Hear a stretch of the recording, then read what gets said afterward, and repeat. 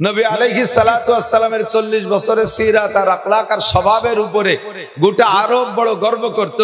এমন একটা চরিত্রবান মানুষ আমাদের মধ্যে জন্ম নিয়েছে, বিশ্বের সমস্ত মানুষের মধ্যে শ্রেষ্ঠ মানুষ, এমন মানুষ কোথাও আসে না, এর আসবে না, এই বলে 40 বছর পর্যন্ত গর্ব করেছে। নবীর সেই চরিত্র বহাল রয়েছে, এতদিন কোনো প্রতিবাদ করে নাই। যখনই হুজুর নাহিয়ানিল মুনকার বলছে যে তোমরা দেবদেবীর পূজা ছেড়ে দিয়ে চলে আসো, সাথে সাথে নবী পাককে সর্বপ্রথম প্রতিবাদ জানাইছে যিনি, তিনি নবীর কলিজার টুকরা চাচা, সবচাইতে মোহাব্বত করনেওয়ালা দুইটা চাচার ভিতরে একটা চাচা আবু লাহাব। সে কয় তাব্বাল্লাকা ইয়া খাসিস আলী হাযা দাওতানা, হে কপাল পোড়া তুই ধ্বংস হয়ে যা, এজন্য কি আমাদেরকে ডেকেছিস? একটু জোরে বলেন না নাউজুবিল্লাহ। আবু লাহাব নবী আলাইহিস সালামকে তাব্বাল্লাকা কইয়া গালি দিয়েছে, মানে ধ্বংস হয়ে যা। নবী আলাইহিস সালামের মুখখান মলিন হয়ে গেছে, বেজার হয়ে গেছে। আমার এত মোহাব্বতের চাচা, যেই চাচা আমার জন্মের থেকে নিয়ে আজকে পর্যন্ত, আজকের আগ পর্যন্ত, গত সোমবার পর্যন্ত আমার চাচা জান আমার জন্মদিবস পালন কইরা প্রত্যেক সোমবারে স্বর্ণের পেয়ালায় বাতি জ্বালাইতো। আমার এত বড় মোহাব্বতের চাচা, সে আমারে গালি দিল। আরে সাধারণ মানুষে গালি দিলে যত খারাপ না লাগে, নিকটের মানুষ গালি দিলে বেশি খারাপ লাগে, কথা কোন ঠিক না? আরবিতে বলে হাসানাতুল আবরার সাইয়্যাতুল মুকাররাবিন। একটা কাজ ভালো কাজ, একটা ভালো কাজ, মাজারি একটা ভালো কাজ, এই কাজটা একজনে করলে ভালো, আর একজনে করলে এটা ভালো না, ওই একই কাজ। যেমন একটু উদাহরণে বলি, বলতে বুঝতে সহজ হবে। আপনারা আমার গোপালগঞ্জের মানুষ, আমাকে ভালোবাসেন। আমি কের বাসার কাছে গেলে জোর করে টেনে নিয়ে নিশ্চয়ই আমাকে এক কাপ চা খাওয়ানোর ব্যস্ত হন। চার দোকানে দেখা হলে আমাকে বিল দিতে দেন না। এত ভালোবাসা, এত মোহাব্বত আপনারা আমারে করেন, এটা স্বাভাবিক ভালোবাসা।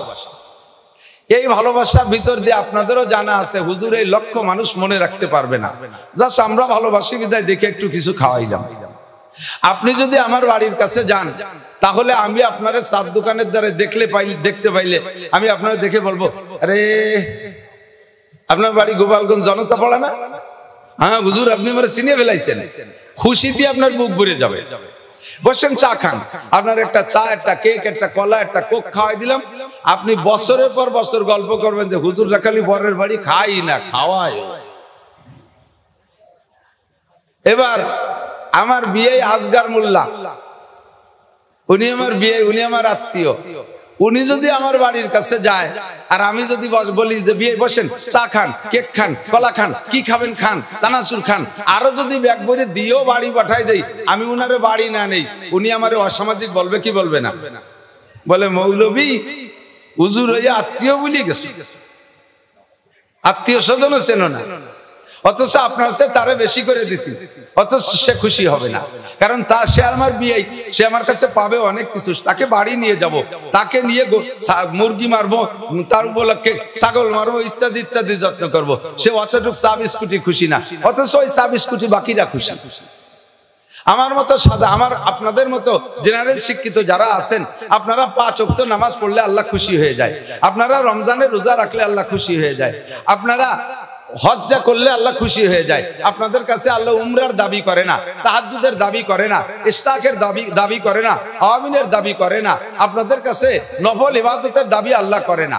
অথচ মাওলানা লুৎফর রহমান সাহেব যদি তাহাজ্জুদ না পড়ে, তাফসীরে মারিফুল কুরআনের ভিতরে লেখে, আলেম अगर তাহাজ্জুদ না পড়ে वो आलिम दरकिनार वो मुसलमान ही नहीं रहेगा। আলেমে যদি তাহাজ্জুদ না পড়ে, আলেমে যদি তাহাজ্জুদ না পড়ে, ও আলেম তো দূরের কথা, ও মুসলমানই থাকে না। একই ইবাদতে আপনার পর আল্লাহ খুশি হয়ে যায়। আলেমে শুধু 5 ওয়াক্ত নামাজ পড়লে আল্লাহ তৃপ্তি পায় না, আলেমে শুধু রোজা রাখলে আল্লাহ তৃপ্তি পায় না, ফরজ রোজা।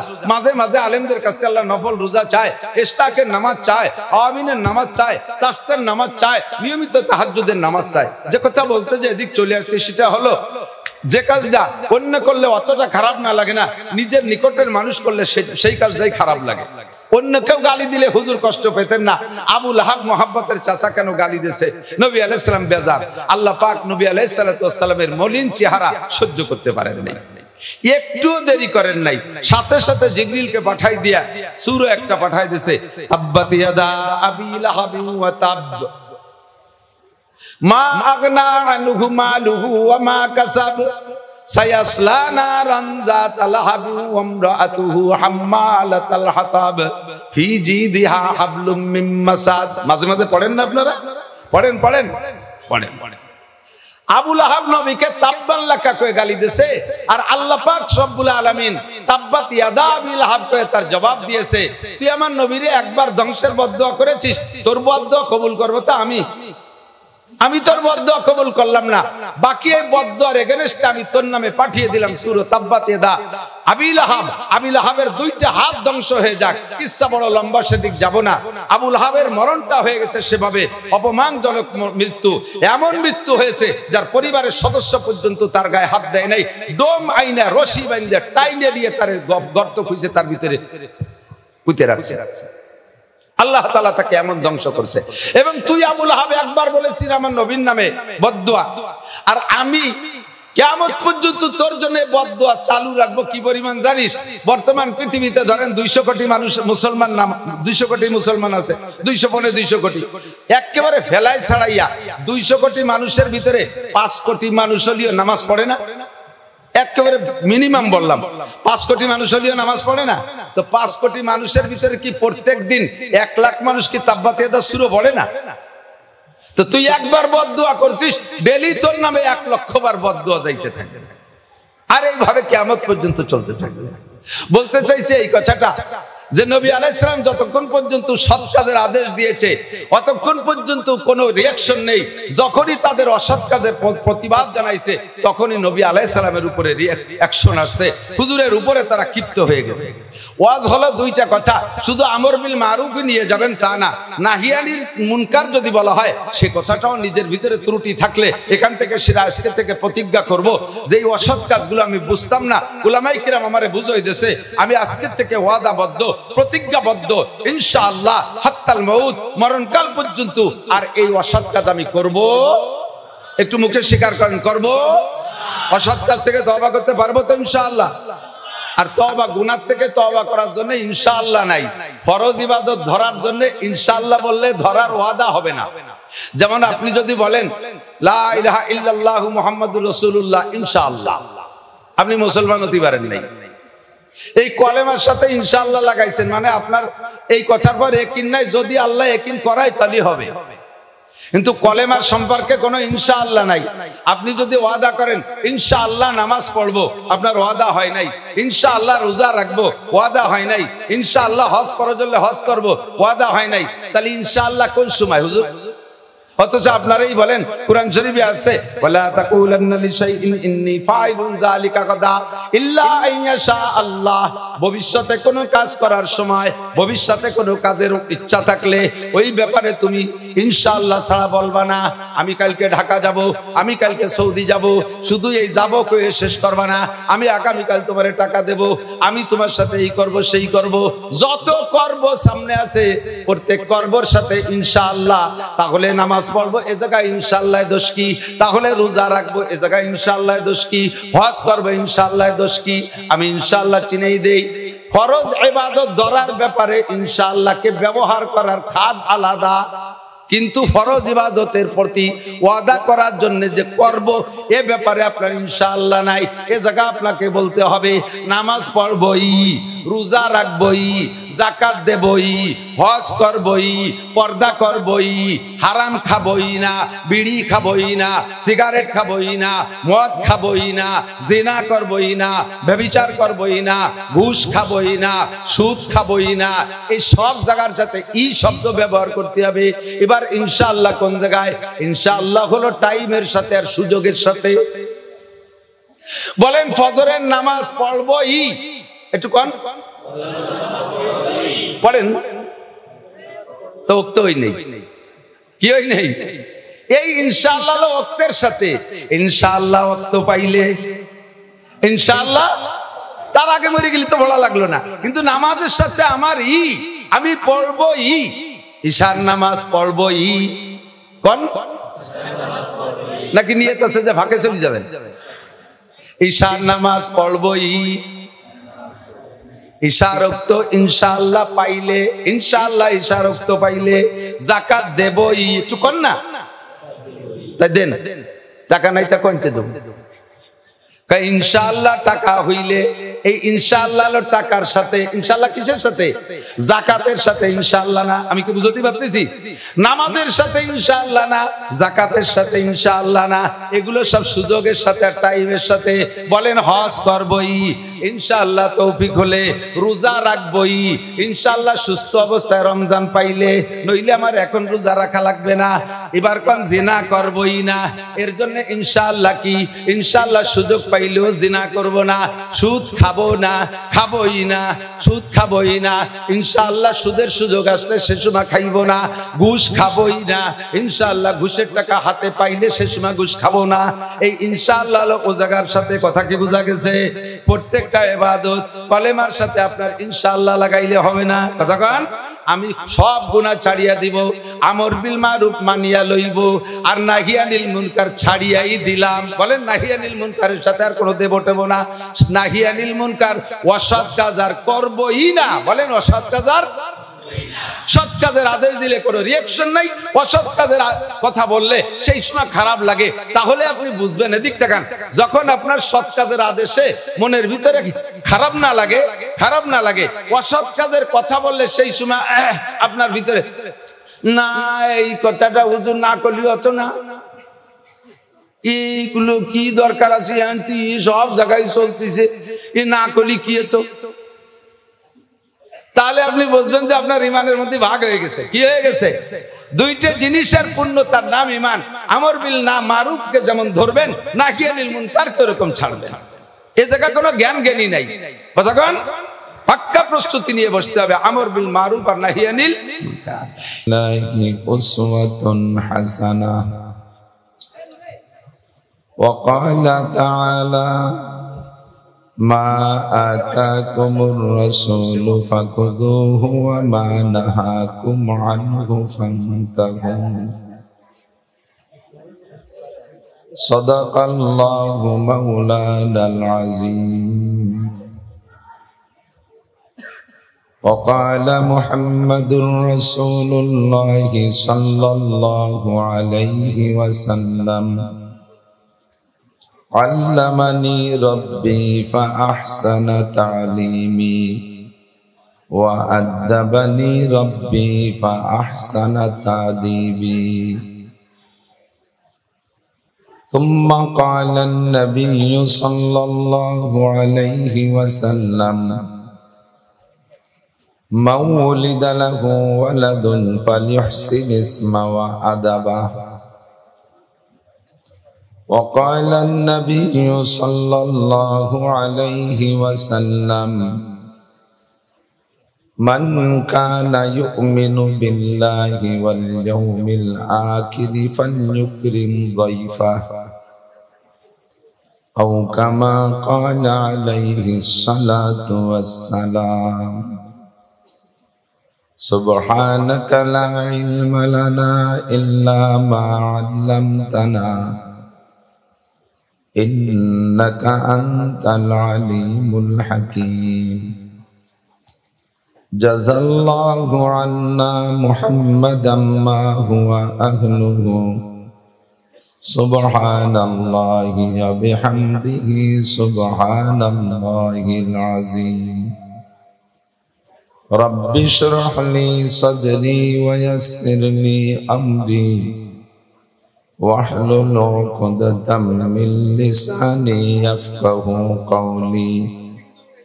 رب زدني علما. اللهم أرنا الحق حقا وارزقنا اتباعه وأرنا الباطل باطلا وارزقنا اجتنابه. সকলে বলি আমিন। মোহাব্বতের সাথে নবী পাক সাল্লাল্লাহু আলাইহি ওয়াসাল্লামের শানে সকলেই জবান খুলে একবার দুরুদে ইব্রাহিমী পড়ে নেই, আল্লাহর রহমত 10 গুণ বেড়ে যাবে। আল্লাহুম্মা সাল্লি আলা মুহাম্মাদিন ওয়া আলা আলি মুহাম্মাদ كما صليت على إبراهيم وعلى آل إبراهيم إنك حميد مجيد اللهم بارك على محمد وعلى آل محمد كما باركت على إبراهيم وعلى آل إبراهيم إنك حميد مجيد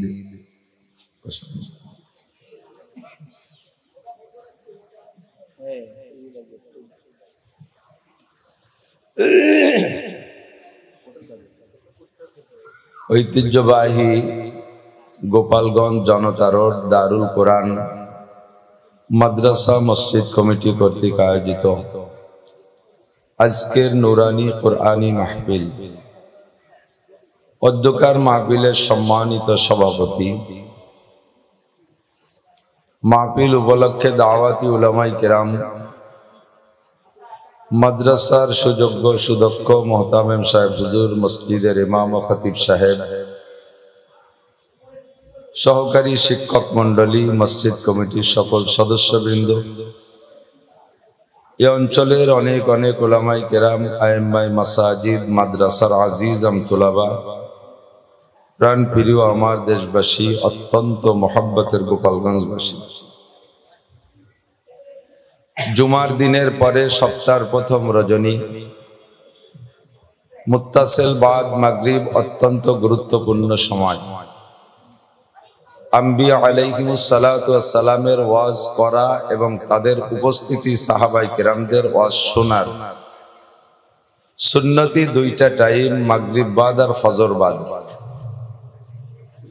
তার একটা টাইমের অনুসরণ করে আল্লাহ পাক রব্বুল আলামিন আমাদেরকে এই বর্ষার সিজনে দিনের মহব্বতে, আল্লাহর মহব্বতে, রাসূল সাল্লাল্লাহু আলাইহি ওয়াসাল্লামের প্রেম ও ভালোবাসা নিয়ে জান্নাতের আশায়, জাহান্নামের ভয়ে, হিদায়াতের আশায়, গুমরাহির ভয়ে, সওয়াবের আশায়, গুনার ভয়ে আশার বসার তৌফিক ইনায়েত করেছেন। শুকর আদায় করি আলহামদুলিল্লাহ। আমাদের দেশের প্রথা অনুযায়ী রাত বেশি হয় আর শ্রোতা বাড়ে,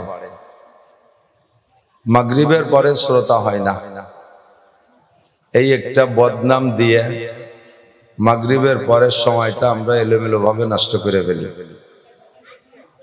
গান গজল ইত্যাদি কইরা কইরা সময় নষ্ট করে ফেলি। আমার বড় খুশি লাগতেছে যে আলহামদুলিল্লাহ আমাদের গোপালগঞ্জের উল্লেখযোগ্য মানুষগুলো আমার মনে হয় সামনে দেখতেছি একেবারে মাগরিবের পরেই। আমরা সকলে একটু খুশি হয়ে সবাই পড়ি আলহামদুলিল্লাহ। আরবিতে মাসটার নাম রবিউল আউয়াল। মাস সংক্রান্ত দুই একটা কথা বলতে গিয়ে বলবো, ওয়াজ নসিহাত আপনারা কম জানেন না।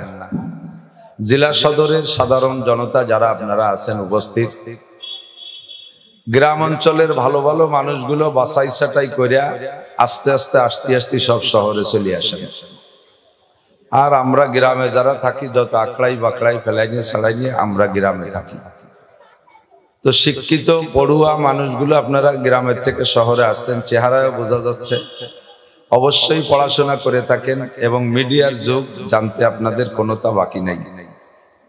আমরা যে বিষয়গুলো আলোচনা করব, আমি করব, পরবর্তীতে আরো বক্তারা আসতেছে, সবই কম বেশ আপনারা জানেন। জানার ভিতর দিয়ে সে কথাগুলো পুনরাবৃত্তি করার উদ্দেশ্য হলো, আল্লাহ পাক বলেন ওয়াযাক্কির, দুনিয়ার মোহে মানুষকে আমলের থেকে গাফেল করে রাখে। শয়তানে মানুষের উপরে চড়াও হইয়া মানুষকে জানা কথাগুলো আমলের থেকে অলস করে ফেলে। আর আল্লাহ পাক বলেন ওয়াযাক্কির ফাইন্নাদ যিকরা তানফাউল মুমিনিন, জানা কথাগুলো আলোচনা করলে পুনরায় মানুষের ভিতরে আমল করার একটা স্পিরিট আর স্পৃহা জাগে, আমলের প্রতি মানুষ পুনরায় উৎসাহিত হয়। এজন্যই জানা কথাগুলো আবারও একটু পুনরাবৃত্তি করা, এর নামই হলো বয়ান।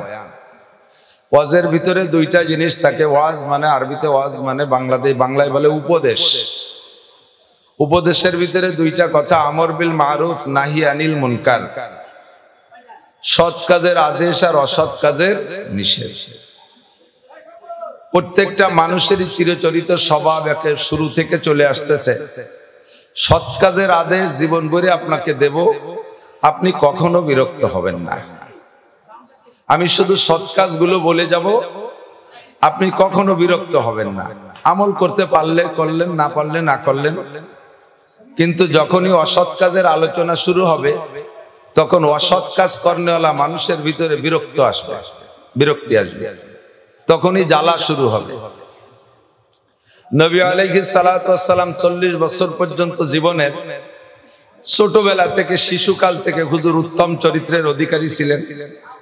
হুজুরের এই ভালো চরিত্রটা উম্মতের জনগণের কাছে পৌঁছে গিয়েছিল। সকলে হুজুরকে ভালোবাসতেন। এই ভালোবাসার ভিতর দিয়া নবী আলাইহিস সালাতু ওয়াস সালাম শিশু থেকে কিশোর, কিশোর থেকে বড় হইয়া যখন হুজুর 40 বছর বয়সে উপনীত হলেন, পৌঁছলেন, আল্লাহর পক্ষ থেকে বয়সের সময় সীমা পৌঁছে গেল, নবুয়তি পাওয়ার বয়স 40 বছর হলে হুজুরকে আল্লাহ তাআলা নবুয়তি দিলেন। নবুয়তি পাওয়ার আগ পর্যন্ত গোটা আরবে নবী আলাইহিস সালাতু ওয়াস সালামের সুনাম, সুখ্যাতি, প্রশংসা ছিল। একটা মানুষও হুজুরের আখলাকের উপরে, চরিত্রের উপরে সমালোচনা করতে পারে নাই। আপনার কি বিশ্বাস হয় নাকি? কথা বলেন। নবী পাক সাল্লাল্লাহু আলাইহি ওয়াসাল্লাম যখন 40তম বছর বয়সে বা 40 বছর পার হওয়ার পরে নবুয়তি পেলেন, নবুয়তি পাওয়ার পরে আমর বিল মারুফের চাইতে শুরুতে আসছে নাহিয়ানিল মুনকার আগে। কারণ আরবিতে বলে জলবে মানফাতের চেয়ে দফে মাজাররাত মুকদ্দম। বাংলায় বলে ভিটামিন খাওয়ার চাইতে আগে রোগ মুক্ত হওয়া। ভিতরে রোগ থাকা অবস্থায় যদি ভিটামিন খায়, তাহলে আরো অ্যাকশনের চেয়ে রিঅ্যাকশন হয়। এজন্য ডাক্তারদের থিওরি হলো আগে রোগ মুক্ত করা। তো নবী আলাইহিস সালাতু ওয়াস সালাম আল্লাহ পাকের নির্দেশে জনগণের ভিতর থেকে আগে রোগ মুক্তির চিকিৎসাটা হুজুর লাগাইলেন। তাদের যে স্বভাব ছিল সেই স্বভাবের উপরে হুজুর প্রতিবাদ জানাইলেন। তাদের যে তাৎক্ষণিক আমল ছিল সে পর্যন্ত সে আমলের প্রতিবাদ জানাইলেন। 1 নম্বরে কুলু লা ইলাহা ইল্লাল্লাহ তুফলিহুন। হে মক্কার আরবের কাফেররা, তোমরা 33 কোটি দেবদেবীর পূজা পাঠ করো, যেই দেবদেবীর 5 পয়সার ক্ষমতা নাই। ওয়া ইয়াসলুবুহুমুজ যুবাবু শাইআন লা ইস্তানকিযুহু মিনহু দুআফাত তালিব ওয়াল মাতলুব। কোরআন শরীফে আল্লাহ পাক বলেন, তোমরা যার পূজা পাঠ করো তাদের যোগ্যতা সম্পর্কে অবশ্যই তোমরা জানো। কি তাদের যোগ্যতা? ওয়া ইয়াসলুবুহু লা ইয়াখলুকু যুবাবান। তোমরা যার পূজা করো, তোমরা যার কাছে প্রার্থনা করো, যার কাছে কিছু চাও, তাদের বিভিন্ন নাম তোমরা রেখেছো। কের নাম লক্ষ্মী, কের নাম সরস্বতী, কের নাম দুর্গা, এই ইত্যাদি নাম করেছে। আরবের মানুষের নাম রাখছে লাত, উজ্জা, মানাত, হোবল। এমন করে মূর্তিদের নাম রেখে রেখে এক একজনের ভিতরে এক একটা যোগ্যতা আছে, মনে করে তার কাছে সেইভাবে প্রার্থনা করে। তো তোমাদেরকে আমি বলি, ইন্নাল্লাযীনা তাদউনা মিন দুনিল্লাহ, তোমরা যার পূজা পাঠ করো, আল্লাহকে বাদ দিয়ে ইবাদত করো, বলো তো লা ইয়াখলুকু যুবাবান, তারা কি একটা মাছিও বানাইতে পারে? কি বলেন পারে? আপনারা কি বলেন পারে? যাদের পূজা করা হয় তারা কি একটা মাছিও বানাইতে পারে? আমি আপনি স্বীকার না করলে আল্লাহ পাক বলেন লামে নফি তাকিদ বা লান, ওলামায়ে কেরাম জানে লা ইয়াখলুকু, বিগত কোনোদিন বানায় নাই, একটা মাছিও তারা বানায় নাই।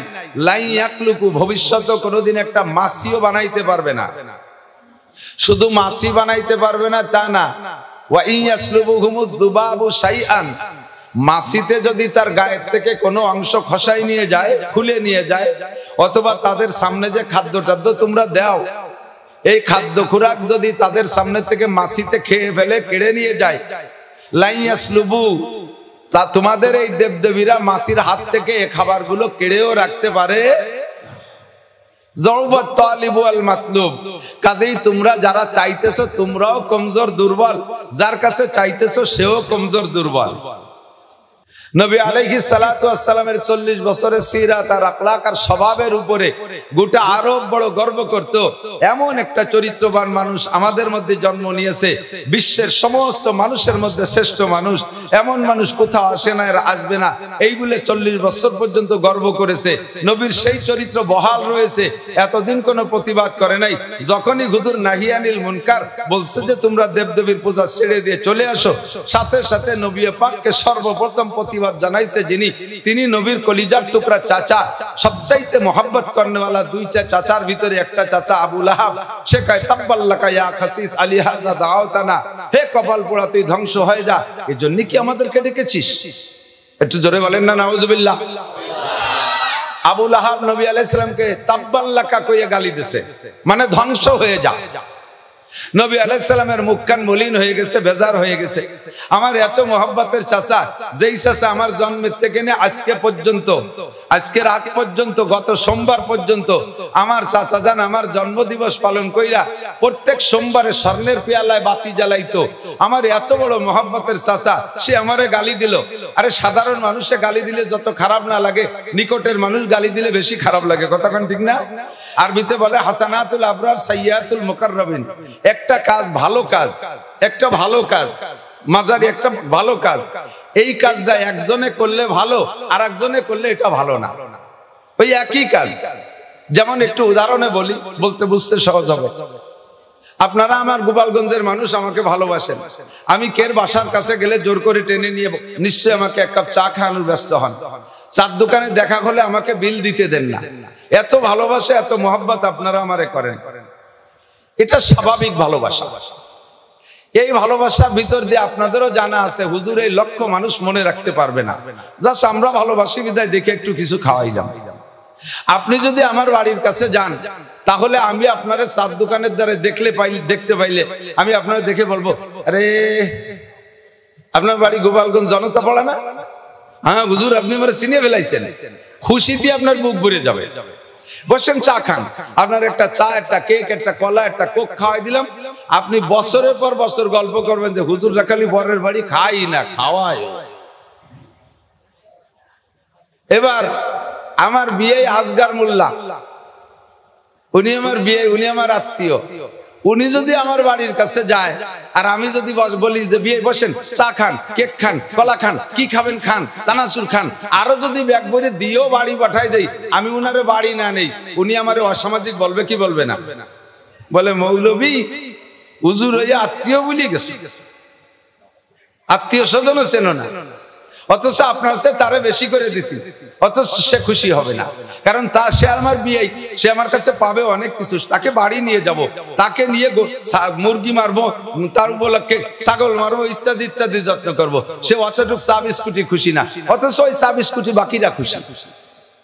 আমার মতো সাদা, আপনাদের মতো জেনারেল শিক্ষিত যারা আছেন, আপনারা 5 ওয়াক্ত নামাজ পড়লে আল্লাহ খুশি হয়ে যায়, আপনারা রমজানের রোজা রাখলে আল্লাহ খুশি হয়ে যায়, আপনারা হজটা করলে আল্লাহ খুশি হয়ে যায়। আপনাদের কাছে আল্লাহ উমরার দাবি করে না, তাহাজ্জুদের দাবি করে না, ইশরাকের দাবি করে না, আমিনের দাবি করে না।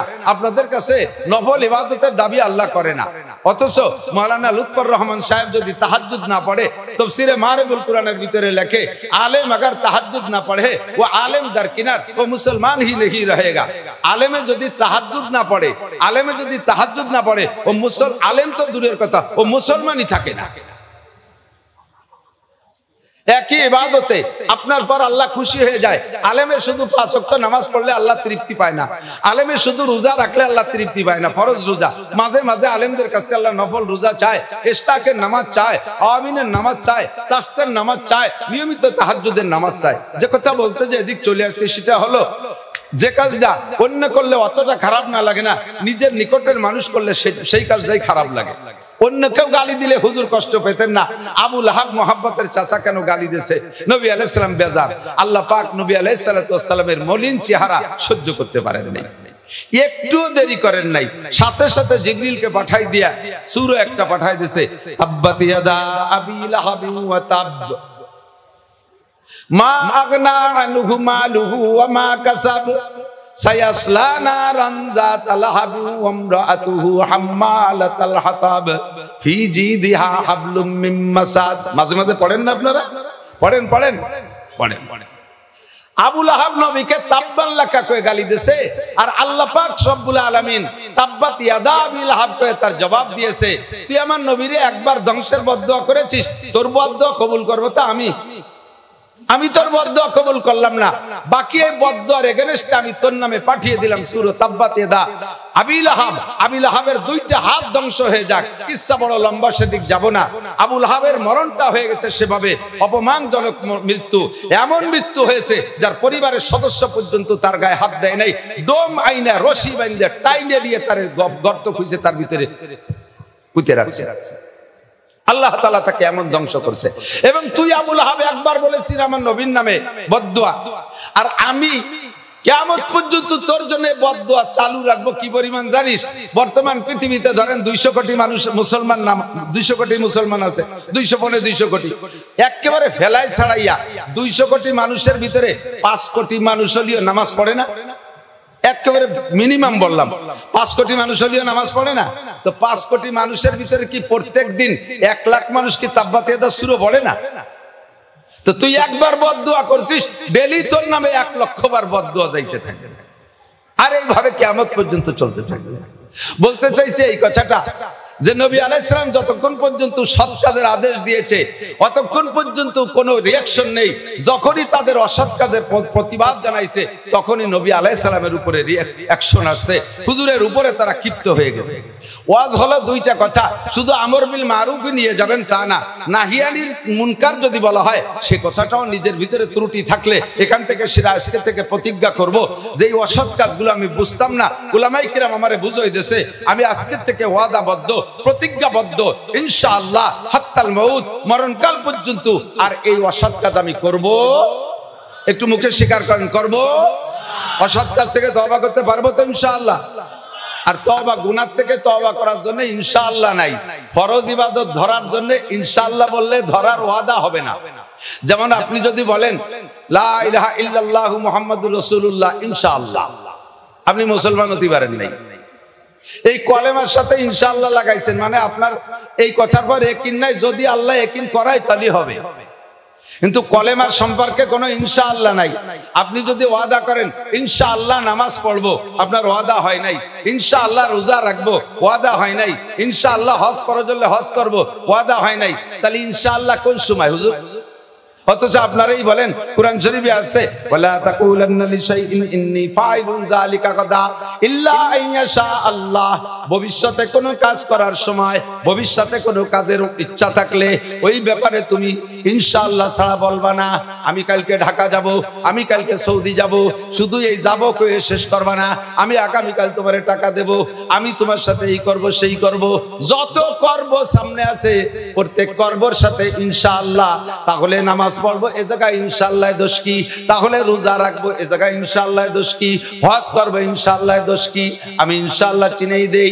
ফরজ ইবাদত ধরার ব্যাপারে ইনশাআল্লাহকে ব্যবহার করার খাদ আলাদা, কিন্তু ফরজ ইবাদতের প্রতি ওয়াদা করার জন্য যে করব এ ব্যাপারে আপনার ইনশাআল্লাহ নাই। এ জায়গা আপনাকে বলতে হবে নামাজ পড়বই, রোজা রাখবই, যাকাত দেবই, হজ করবই, পর্দা করবই, হারাম খাবই না, বিড়ি খাবই না, সিগারেট খাবই না, মদ খাবই না, জিনা করবই না, ব্যভিচার করবই না, ঘুষ খাবই না, সুদ খাবই না। এই সব জায়গার সাথে ই শব্দ ব্যবহার করতে হবে। এবার ইনশাআল্লাহ কোন জায়গায়? ইনশাআল্লাহ হলো টাইমের সাথে আর সুযোগের সাথে। বলেন ফজরের নামাজ পড়বই, একটু কোন পড়েন তো ওক্তই নেই, কি হই নেই?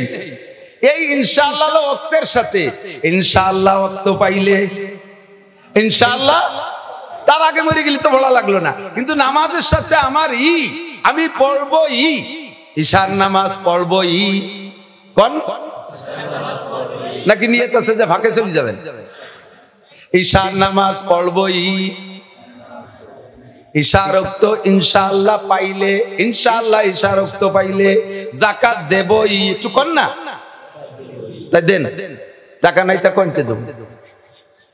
ইনশাআল্লাহ টাকা হইলে এই ইনশাআল্লাহ হলো টাকার সাথে, ইনশাআল্লাহ কিসের সাথে? যাকাতের সাথে ইনশাআল্লাহ না। আমি কি বুঝতে পারতেছি? নামাজের সাথে ইনশাআল্লাহ না, যাকাতের সাথে ইনশাআল্লাহ না, এগুলো সব সুযোগের সাথে আর টাইমের সাথে। বলেন হজ করবই ইনশাআল্লাহ, তৌফিক হলে রোজা রাখবই ইনশাআল্লাহ, সুস্থ অবস্থায় রমজান পাইলে, নইলে আমার এখন রোজা রাখা লাগবে না। এবার কোন জিনা করবই না, এর জন্য ইনশাআল্লাহ কি? ইনশাআল্লাহ সুযোগ পাইলেও জিনা করব না, সুদ খাবো না, খাবোই না, সুদ খাবোই না ইনশাআল্লাহ, সুদের সুযোগ আসলে সে সময় খাইব না, ঘুষ খাবোই না ইনশাআল্লাহ, ঘুষের টাকা হাতে পাইলে সে সময় ঘুষ খাবো না। এই ইনশাআল্লাহ ও জায়গার সাথে কথা কি বোঝা গেছে? প্রত্যেকটা ইবাদত কলেমার সাথে আপনার ইনশাআল্লাহ লাগাইলে হবে না। কথা কন, আমি সব গুনাহ ছাড়িয়া দিব, আমর বিল মারুফ মানিয়া লইব, আর নাহিয়ানিল মুনকার ছাড়িয়াই দিলাম। বলেন নাহিয়ানিল মুনকারের সাথে আর কোনো দেব টেব না, নাহিয়ানিল মুনকার অসৎ কাজ আর করবই না। বলেন অসৎ কাজ আর, সৎ কাজের আদেশ দিলে কোনো রিঅ্যাকশন নাই, অসৎ কাজের কথা বললে সেই সময় খারাপ লাগে। তাহলে আপনি বুঝবেন, এদিক তাকান, যখন আপনার সৎ কাজের আদেশে মনের ভিতরে খারাপ না লাগে, খারাপ না লাগে, অসৎ কাজের কথা বললে সেই সময় আপনার ভিতরে না, এই কথাটা হুজুর না করলি হতো না, এইগুলো কি দরকার আছে, আনতি সব জায়গায় চলতেছে, এ না করলি কি হতো?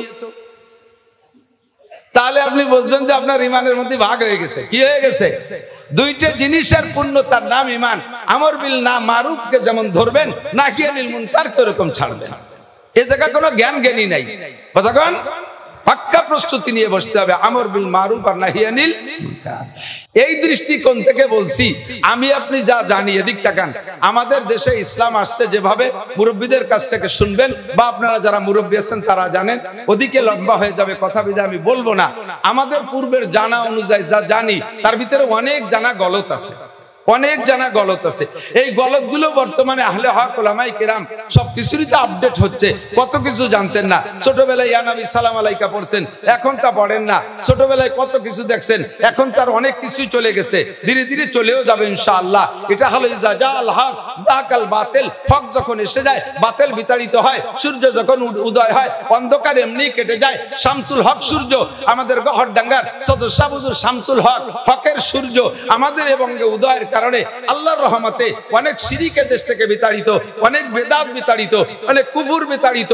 আল্লাহর রহমতে আমাদের গোপালগঞ্জের 5 থানায় বাংলাদেশের অন্য থানার চাইতে এদেশের মানুষ শিরক, কুফর আর বেদাত থেকে অনেকটা মুক্ত হয়ে গেছেন। বলেন আলহামদুলিল্লাহ। এই শামসুল হকের সূর্য উদয়ের কারণে। কাজে আমরা কুরআন হাদিস থেকে পড়ে যদি বলি, আপনার জানার খিলাফও যদি হয়ে যায়, তাহলে আমার কথার দলিল যুক্ত হলে মানতে রেডি আছেন না ইনশাআল্লাহ? না। আরবিতে মাসের নাম রবিউল আউয়াল। কি মাস জানেন তো সবাই? বাংলায় বর্তমানে কি মাস? আশ্বিন মাস জানে 15-20 জনে, ইংরেজি সেপ্টেম্বর, একের 100 golden A plus. Rabiul Awal, এ ভাই এদিক, সেপ্টেম্বর মুখস্থ করলে একটা নেকিও হবে না, শ্রাবণ মুখস্থ করলে নেকিও হবে না, গুনাহও হবে না। তবে রবিউল আউয়াল মুখস্থ করলে একটা সুন্নতের নেকি, 100 শহীদের সওয়াব পাবেন। আমার আপনার নবী এই মাসে দুনিয়ায় এসেছিলেন, বলবেন আলহামদুলিল্লাহ। বলেন না খুশি না বেজার? কেন খুশি হবেন না? আমি দুনিয়ায় আসাতে তো আমি বড় খুশি, আমি নিজে দুনিয়ায় আসাতে আমি বড় খুশি, আমি বড় আনন্দিত, আমি প্লিজ আমার ছেলে মেয়ে হয়েছে তা নিয়ে আনন্দ করি। আল্লাহ পাক আমাকে একটা বড় সম্মান দিয়েছে, আমার দেশের মানুষ, সারা বাংলাদেশের মানুষ আমাকে ভালোবাসে, যেখানে যাই হাজার হাজার মানুষ জমা হয়, একটা আনন্দ তৃপ্তি আমি পাই। কাজে আমার জন্মের উপরে আমার খুশি। আমি দুনিয়ার অনেক রাজ ও নিয়ামত পেয়েছি, উপভোগ করতেছি, আমি বড় খুশি। আসার পরে আমি আশরাফুল মখলুকাত উপাধি পেয়েছি, আমি আল্লাহর পর বড় খুশি আছি, আল্লাহ পাকের পর বড় খুশি আছি আমি। এখন আমার এই অবস্থান আর আমার এই জগতে আসার উপরে যে আমি খুশি, কিন্তু আসলাম কার ওসিলায়? সেই যার ওসিলায় আসলাম, সে আসার কারণে আমি আরো বেশি খুশি হব না? কথা বলেন। লাউলা হুমা খালাকাল আফলাকা খালিকুহা লাউলা হুমা খারাজাল ইনসানু মিন আদামি। আমার নবীকে না বানাইলে আল্লাহ গোটা মানব জাতি বানাইতেন না, চন্দ্র বানাইতেন না, সূর্য বানাইতেন না, আসমান বানাইতেন না, জমিন বানাইতেন না, জিন বানাইতেন না, অনেক কিছু বানাইতেন না। নবী পাকের আগমনের ওসিলায়, নবী পাকের উদ্দেশ্য কইরা আল্লাহ পাক হাজার হাজার লক্ষ লক্ষ মখলুক সৃষ্টি করেছেন। তার ভিতরে আমিও সৃষ্টি হয়েছি। আর আমার সৃষ্টির উপরে যদি আমি খুশি হই, আমার নবীর সৃষ্টির উপরে আমি এর চাইতে কোটি কোটি গুণ বেশি খুশি। ঠিক কিনা? আসছেন পরে, সৃষ্টি সবার আগে, নবী আসছেন সবার, সব নবীদের পরে, অথচ সৃষ্টি অনেক আগে। একটা মাঝে মাঝে বলে থাকি, একটু মজা এদিক টাকা। একদা জিবরিল আলাইহিস সালাতু ওয়াস সালাম এক সাহাবার রূপ ধরে, বেশিরভাগ দাহিয়ায়ে কালবি রাদিয়াল্লাহু তাআলা রূপ ধরে আসতেন। এক এক সময় এক এক রূপ ধরে আসতেন। ফেরেশতাদের বৈশিষ্ট্য ইয়াতাশাক্কালু বি আশকালি মুখতালিফা, বিভিন্ন সময় বিভিন্ন রূপ ধারণ করতে পারে ফেরেশতারা আর জিনরা, আর মানুষের রূপ ধারণ করতে পারে না। মানুষের আখলাক আর চরিত্রের পরিবর্তন ঘটাইতে পারে, কিন্তু বাহ্যিক রূপ পাল্টাইতে পারে না। জিবরিল আলাইহিস সালাম সাহাবায়ে কিরামদের রং রূপে আসতেন, সেই বডি ধারণ করে আসতেন, আবার অন্যান্য রঙেও আসতেন। তো বেশিরভাগ আসতেন দেহিয়ায়ে কালবি। হাজী সাহেব যারা আছেন তারা বলতে পারবেন, যারা জানেন তারা জানেন, আর যারা না জানেন তারা জানেন না।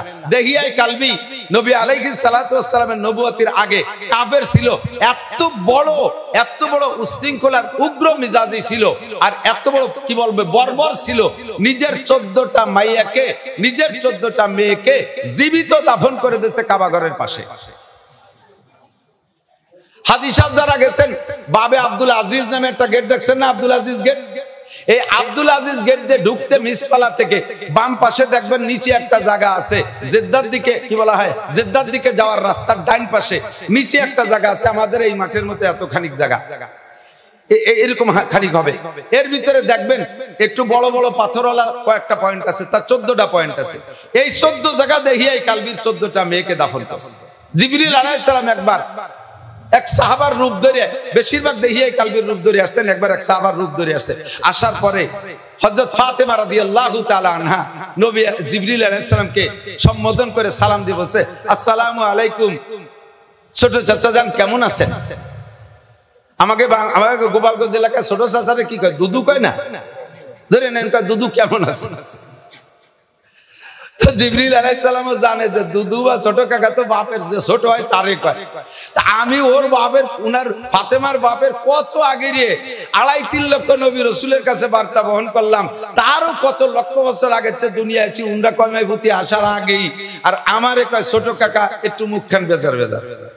হুজুর জিবরিলের চেহারা দেখে কয়, জিবরাইল একটু বেজার বেজার ভাব। তো জিবরিল আলাইহিস সালাম উচিতবাদী পরিষ্কার মানুষ, পরিষ্কার ব্যক্তি, উনি বলে দিয়েছে, ফাতেমা আমার ছোট কাকা কইছে, এতে আমার একটু খারাপ লাগছে। তো ছোট কাকা বলে দোষ কি, কাকা তো কইছে, ছোট কাকার বড়। তা আমি আপনার কত আগের থেকে দুনিয়া আসি, আপনি আমার কত পরে, সে আমার ছোট কাকা কেন পাবে? তো হুজুর আলাইহিস সালাম বলছেন যে আপনার বয়স কয় বছর? তো জিবরাইল বলেন, আমার বয়সের তো এরিয়া দিতে পারবো না, কতদূর, আমার তো জন্ম নিবন্ধন কার্ড হাতে নাই, তবে একটা ঠুয়ো হিসেব আমি করতে পারি। সময় সময় ঠুয়ো হিসেব আমরাও বলি। একজনের বাপের জিয়াফতে খাওয়াইছে 1 সপ্তাহ পর্যন্ত, খুব খাওয়াইছে। যত মানুষ আসে আর যায়, কোনো মাপা জোবা নাই, খালি গরু জবাই দেয় আর খাওয়ায়। লাস্টে উনি চার দোকানে বসে গল্প করে 1 সপ্তাহ পর্যন্ত বাপের জিয়াফত খাইছি। কি পরিমাণ যে মানুষ! হুজুর জিজ্ঞেস করছে কত হবে একটা সংখ্যা? বলে অত গুনার কায়দা নাই, খাইয়ে দিয়ে যাওয়ার সময় খিলা লড়ছে, তাতে 10 কাঠা বই সোন লাগছে। তো 10 কাঠা বই সোনে, এক একটা সোনে 7-8 কান খিলে লয়। এবার তুমি গুনিয়ে বেড়াবে কত হয়েছে, এরকম ঠুয়ো হিসেব। তো জিবরাইল কে জন্ম নিবন্ধন ধরে আমার বয়সের শুরু শেষ কইতে পারবো না, তবে আমি একটা ঠুয়ো হিসেব বলতে পারি। এই পূর্ব আকাশে একটা তারকা উঠত, এই তারকাটা 80,000 বছর পরে একবার ওঠে। কয় বছর? 80,000 বছর পরে একবার ওঠে তারকাটা। আমি ওই তারকাটাকে 80,000 বার উঠতে দেখেছি। তাহলে এবার হিসাব করেন কত? তো এই হিসাব করার তোর কম্পিউটারও জায়গা নাই। 80,000 বছর পর একবার ওঠে, আর আমি 80,000 বার দেখেছি। হুজুর আলাইহিস সালাম বলে, উরি বাবা, তাই তো আপনি অনেক বয়সী। আপনি যে শেষে যে 80,000 বছর পরে উঠবে, সেই উঠার টাইমটা কি হয়েছে না সামনে? এই টাইমটা কয়েক বছর আগে হয়ে গেছে, কিন্তু তারাটা উঠতেছে না। শেষের ৮০,০০০-এর মাথায় যে উঠবে এই টাইমটা কয়েক বছর আগে হয়ে গেছে, কিন্তু তারাটা উঠতেছে না। আমার তো ভয় হচ্ছে কি কিয়ামত টিয়ামত হবে নাকি। হুজুর বললেন আসেন পিছনে আসেন, পিছনে ডাইকে নিয়া হুজুর বলেন আমার জামা উঠান, গেঞ্জি উঠান। জামা উঠাইছে, গেঞ্জি উঠাইছে, দেখে পিঠের মাঝখানে কবুতরের ডিমের মতো সাদা একটা চিহ্ন, একটা আকৃতি। জিবরিল আলাইহিস সালাম ওইটা দেখেই জড়িয়ে ধরে চুমু খেয়ে বলে ওয়াল্লাহি হাযা হুয়ান নাজাম, আল্লাহর কসম এই যে সেই তারকাটা। কন্না সুবহানাল্লাহ, আল্লাহর কসম এই যে সেই তারকাটা। এটা উঠার কথা ছিল আরো কয়েক বছর আগে, এই পিঠি চলে আসছে বিধায় আকাশে ওঠে নাই। হুজুর বললেন ওয়াল্লাহি আনা হুয়া, আল্লাহর কসম আমি সেই ৮০,০০০ বার উঠা তারকাটা। তা আপনি কয়বার দেখছেন? কয়দিন আমি ৮০,০০০ বার দেখছি। হুজুর বলেন জিবরাইল আপনি দেখার আগেও আমি ৮০,০০০ বার উঠছি। এবার আপনি ছোট কাকা না বড় কাকা কন? আল্লাহু আকবার। আমার নবী সবার আগে এসেছেন, সবার পরে এসে আমাদেরকে ধন্য করেছেন। এই রবিউল মাসে এসেছিলেন। বলেন রবিউল আউয়াল মাসে। কোন মাসে? রবি। আপনারা খুশি না বেজার? নবী আলাইহিস সালামের আগমনে খুশি না বেজার? নবী আলাইহিস সালামের জন্ম হয়েছে কয় তারিখ? রবিউল আউয়াল মাসে। মাস রবিউল আউয়াল, বার সোমবার, টাইম শোবে সাদেক। তিনটের ভিতরে কোনো মতানৈক্য নেই, তবে তারিখের ভিতরে মতানৈক্য। 90%, 90%, বরঞ্চ 95% ঐতিহাসিকদের খেয়াল রায় হলো নবী পাকের জন্ম হয়েছিল রবিউল আউয়াল মাসের 8 তারিখ। 5% ঐতিহাসিকরা বলে 12 তারিখ। আমি এই 8 আর 12-র ইখতিলাফ বাদ দিয়া আমি 12 তারিখটাই ধরে নিলাম, যেহেতু সময় কম আমি হজের দিকে যাব। 12 তারিখই ধরে নিলাম নবী পাকের জন্ম তারিখ। এই 8 আর 12 নিয়ে জন্ম তারিখের মধ্যে ইখতিলাফ আর মতানৈক্য, কিন্তু মৃত্যু হয়েছে 12 তারিখের মধ্যে কোনো সন্দেহ কথা বলেন আছে? আপনার একটা ছেলে আজ থেকে 35 বছর আগে জানুয়ারি মাসের 1 তারিখে জন্ম নিয়েছে। আপনি গোপালগঞ্জের ভালো শিক্ষিত একজন ভালো ফ্যামিলির লোক, লেখাপড়া জানেন, আপনার পয়সা আছে, আপনার ভিতরে রুচি আছে, আর বর্তমান রুচিশীল যারা যা করে থাকে আপনি সামাজিক প্রথায় তার একটু কম করেন না। 35 বছর আগে আপনার ছেলেটা জন্ম নিয়েছে, চাঁদের মতো ফুটফুটে ছেলে। এক তো আপনার ছেলে তো ছেলেই, তারপরে আবার চেহারাটাও সেরকম। আপনি সেই থেকে নিয়ে ছেলের পর সন্তুষ্ট হইয়া আপনি প্রত্যেক বছর 1 জানুয়ারি তার জন্মদিবস উপলক্ষে কেক কাটেন। আমাদের দেশে কেক কাটাকাটি আছে না? আরে যদিও কেক কাটা জায়েজ নাই, জন্মদিবস পালন করা জায়েজ নাই, তবু আপনি করে থাকেন। আমি যেটা বলছি আর কি, আপনি 35 বছর পর্যন্ত 1 জানুয়ারি জন্মদিবস পালন করে কেক কাটছেন। ছেলেটা বিসিএস ক্যাডার, ভালো চাকরি পেয়ে গেছে, ভালো পদমর্যাদায় সরকারি চাকরি পাইছে, আরো খুশি। এরপরে চাকরি পাওয়ার পরে 5 বছর আরো বড় কেক কাটেন। হঠাৎ করে 35 বছর পরে যাইয়া বয়সের 35 বছরের মাথায় যে ছেলেটা 1 জানুয়ারি স্ট্রোক করে মারা গেছে। তার মারা যাওয়ার আগের 35 বছর আপনি 1 জানুয়ারিকে জন্মদিবস উপলক্ষে আনন্দের সাথে কেক কাটছেন। কথা বলেন। এবার 35 বছরের মাথায় এসে ছেলেটা 1 জানুয়ারি মারা গেল। এখন থেকে নিয়ে বাকি জিন্দেগিতে আপনি 1 জানুয়ারি তার জন্মদিবস উপলক্ষে বাকি জীবনে আপনি যদি বেঁচে থাকেন, এই 1 জানুয়ারিতে আর কি আপনি কেক কাটবেন না শোক কাটবেন? কেক কাটবেন না শোক করবেন? আপনি এখন থেকে কলিজা কাটবেন। 1 জানুয়ারি আসলে আর আপনার মাথায় কাজ করে না। ছেলেটার কবর জড়ায় ধরে কান্দেন, তার প্যান্টটা ছিল জড়ায় ধরে কান্দেন, তার শার্টটা ছিল জড়ায় ধরে কান্দেন, তার একটা ছবি ছিল তাই বুকের সাথে জড়ায় ধরে 1 জানুয়ারিতে কান্দেন। কেন কান্দেন? আপনি কেক কাটবেন, এই দিন তো তার জন্মদিবস। 63 বছর আগে বিশ্বনবী জন্ম নিয়েছে, সেই জন্মের পর থেকে আমরা 63 বছর ধরে নিলাম, জন্মদিবস পালন করলাম।